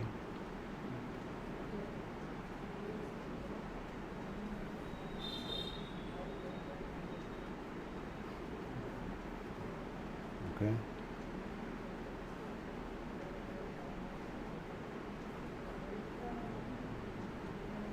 It forms a very beautiful pattern.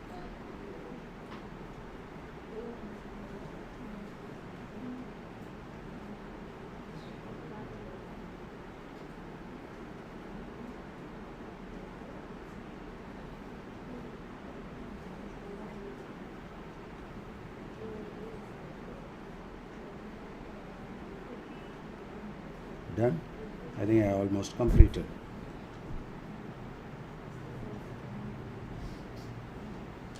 So it forms a fantastic sheet like silicates, and this talcum powder, face powder, it will be having such a beautiful structure. Mica is also having such type of structures. So it forms several layers, and that is why it forms a sheet pattern. And such type of, in fact, coating having such type of material will be highly water repellent. So micaceous coating we used to say, highly glossy also. And even talcum powder, it consists of this type of material, silicate. It's only, say, Tamil mannan solla, manna thigi posikala. But it's a special type of silicates, that's all. Okay? And that's why it has got some luster also. The artificial pearl, it is made up of such type of material, micaceous one. Okay. Yeah, what do you want?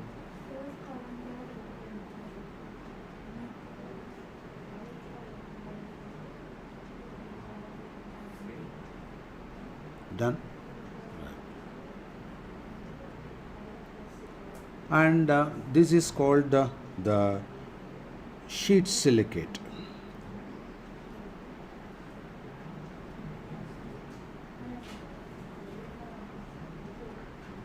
Examples, and is also called the phyllosilicate.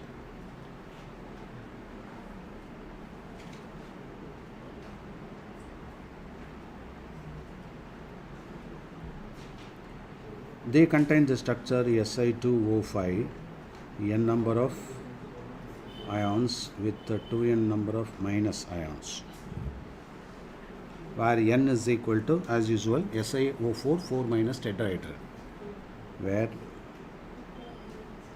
n is equal to each n. Okay, each n represents one SiO4 tetrahedron units with the tetravalent ions.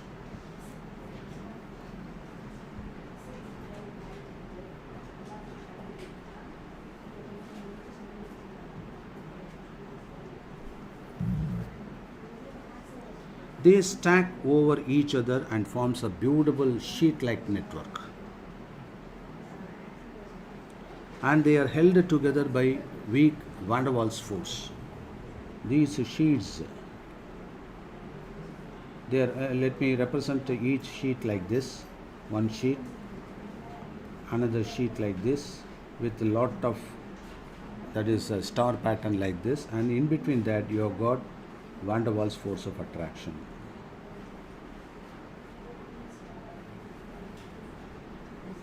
A weak force of attraction, and they can be readily cleaved also, being a weak force of attraction. And with that we have another type of sheet, silicate, that is called three-dimensional silicate. It's called a tecto silicate, 3D silicate.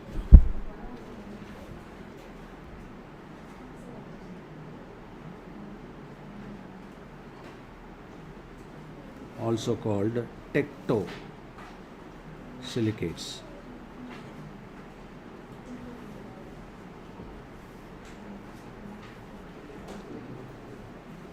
They are much more complicated because three-dimensional, and they have the common structure Si2O5 n number of units with 2n number of charges, minus charges.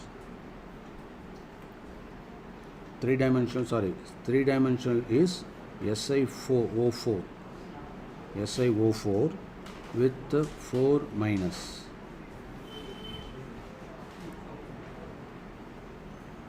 They combine with this and forms, they have the general formula, this is tetrahedron unit,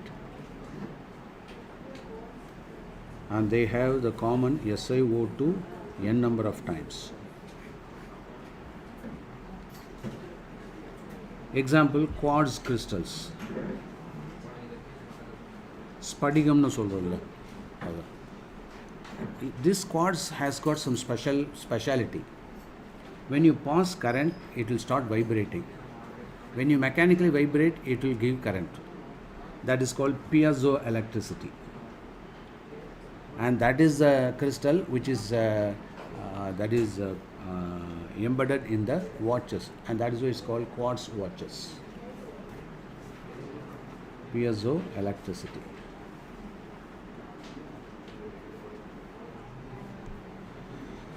The current obtained by vibrating the quartz is called piezoelectricity. Piezo current, you can say. And we have much more three-dimensional silicates. They can be called zeolites.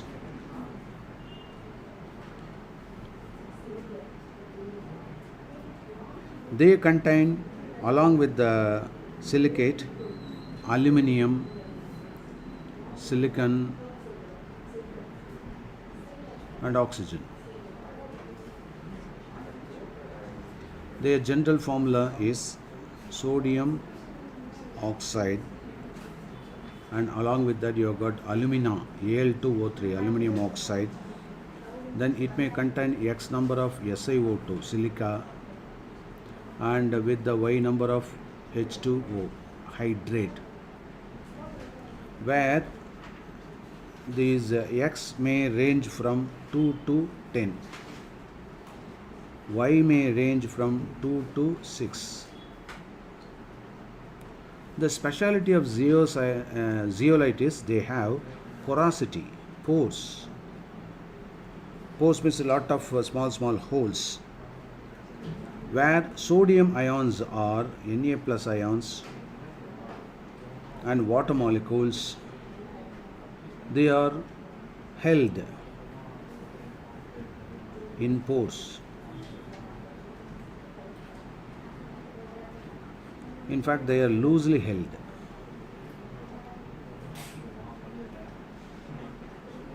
And silicon, aluminum are connected tetrahedrally. Silicon and aluminum connected tetrahedrally.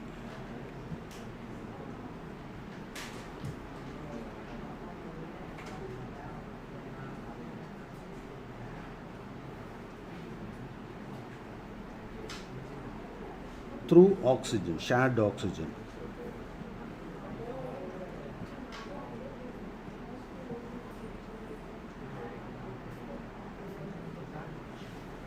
Zeolite act as molecular sieves.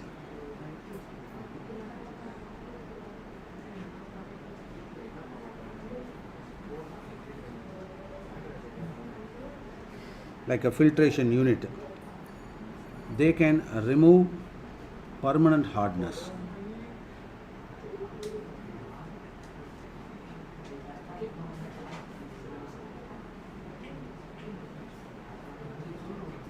Of water.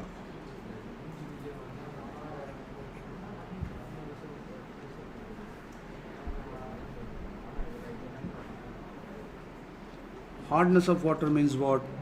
The presence of salts like carbonates, chlorides, sulfates, they will cause poor lathering of soap.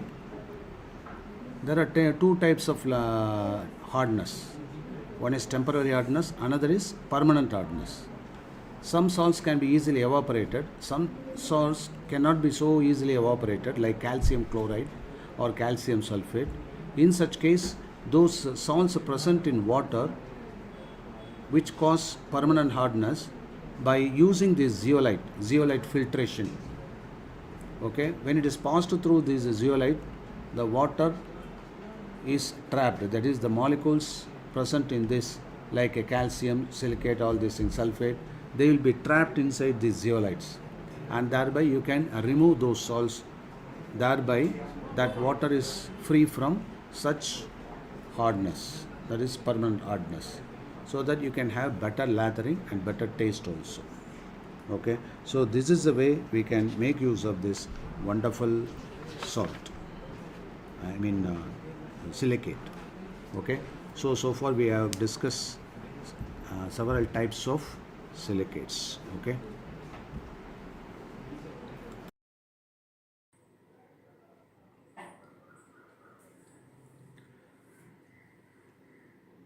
now we are going to discuss about the structure of methane. Let us have this as hydrogen. The white ball represents hydrogen atom. The black ball represents carbon atom. And this represents the CH bond.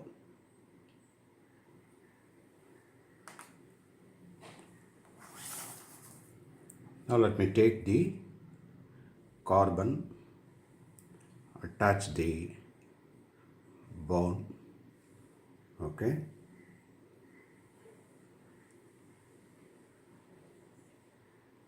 So this is known as the tetrahedral arrangement of carbon. That is the methane molecule.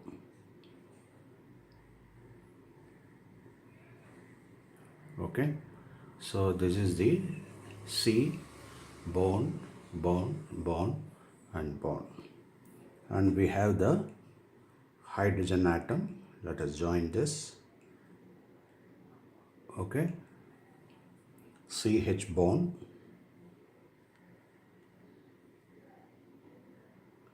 another CH bond, right, and the third CH bond. Okay, so this is the methyl group. Are you able to understand? This is the methyl group. It is something like a tripod of a camera. Okay, and you have one more hydrogen atom that can be fixed here. So this is the methane molecule. Are you able to understand? See this? CH4. So this is the perspective view where it forms a triangle like structure, and you can have the carbon at the center and over which you have one hydrogen. Now let me tilt it. Okay, I hope now you are able to see the tetrahedral arrangement of methane. Its bond angle is 109 degree 28 minutes. Formula CH4. So this comes under alkane. Its general formula is CnH2n plus 2. It is a saturated hydrocarbon. Do you understand? Okay. Right?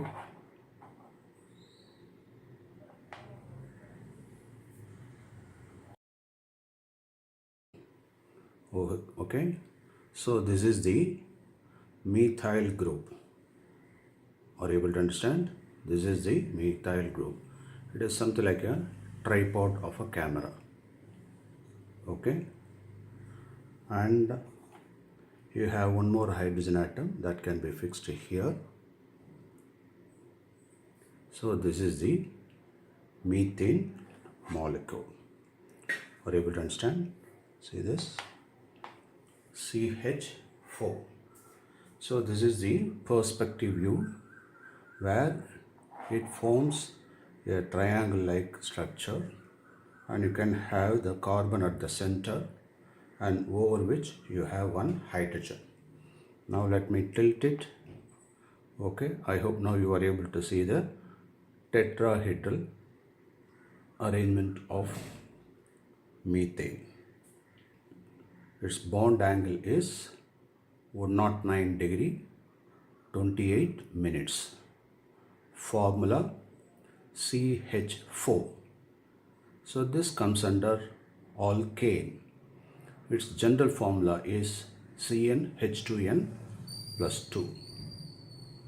It is a saturated hydrocarbon. Do you understand? Okay. Right?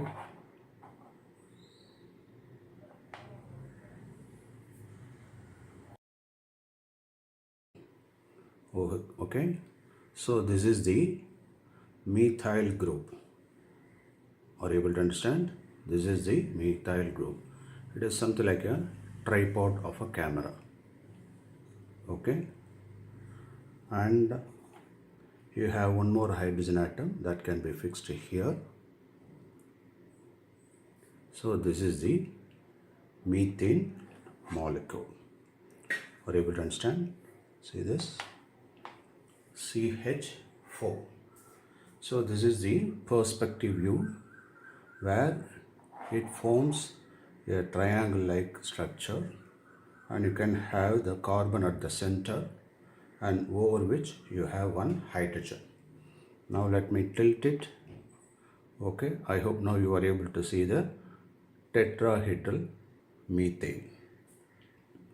Its bond angle is 109 degree 28 minutes. Formula CH4. So this comes under alkane. Its general formula is CnH2n plus 2. It is a saturated hydrocarbon. Do you understand? Okay. Right?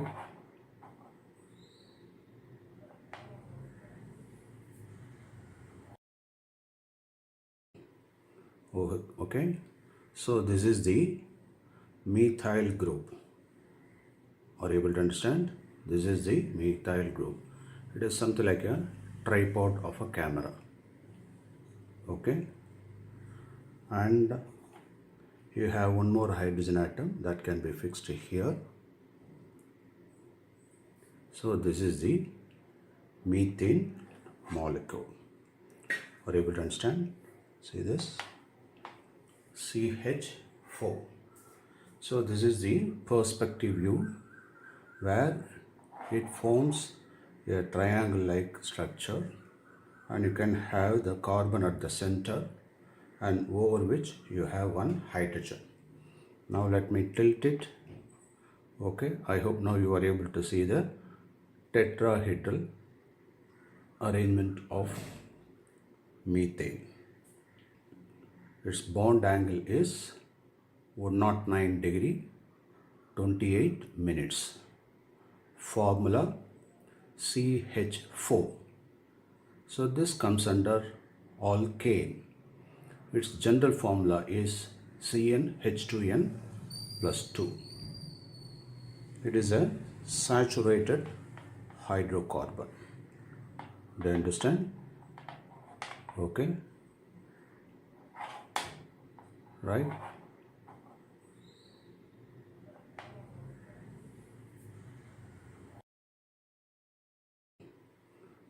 Okay. So this is the methyl group. Are you able to understand? This is the methyl group. It is something like a tripod of a camera. Okay. And you have one more hydrogen atom that can be fixed here. So this is the methane molecule. Are you able to understand? See this? CH4. So this is the perspective view where it forms a triangle like structure, and you can have the carbon at the center and over which you have one hydrogen. Now let me tilt it. Okay, I hope now you are able to see the tetrahedral arrangement of methane.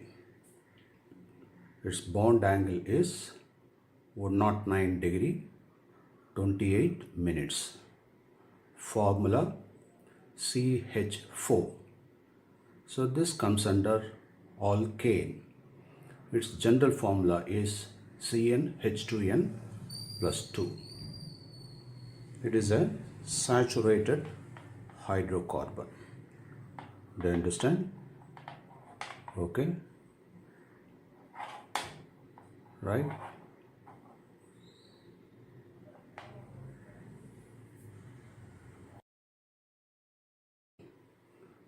Okay. So this is the methyl group. Are you able to understand? This is the methyl group. It is something like a tripod of a camera. Okay. And you have one more hydrogen atom that can be fixed here. So this is the methane molecule. Are you able to understand? See this? CH4. So this is the perspective view where it forms a triangle like structure, and you can have the carbon at the center and over which you have one hydrogen. Now let me tilt it. Okay, I hope now you are able to see the tetrahedral arrangement of methane. Its bond angle is 109 degree 28 minutes. Formula CH4. So this comes under alkane. Its general formula is CnH2n plus 2. It is a saturated hydrocarbon. Do you understand? Okay. Right?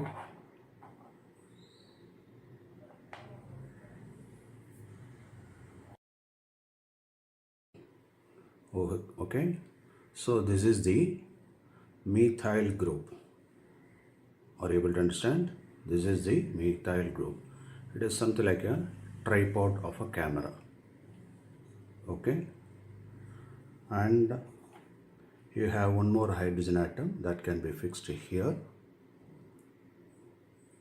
So this is the methane molecule. Are you able to understand? See this? CH4.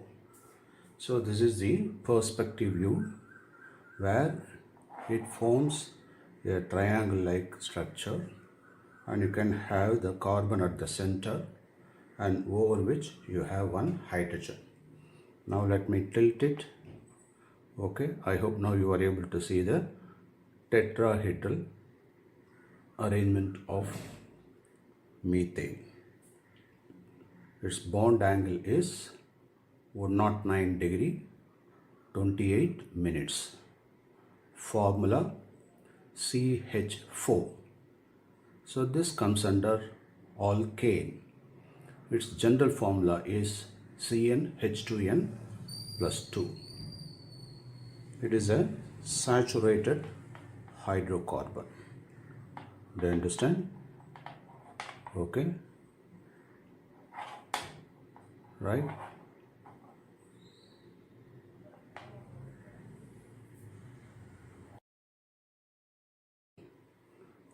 Okay. So this is the methyl group. Are you able to understand? This is the methyl group.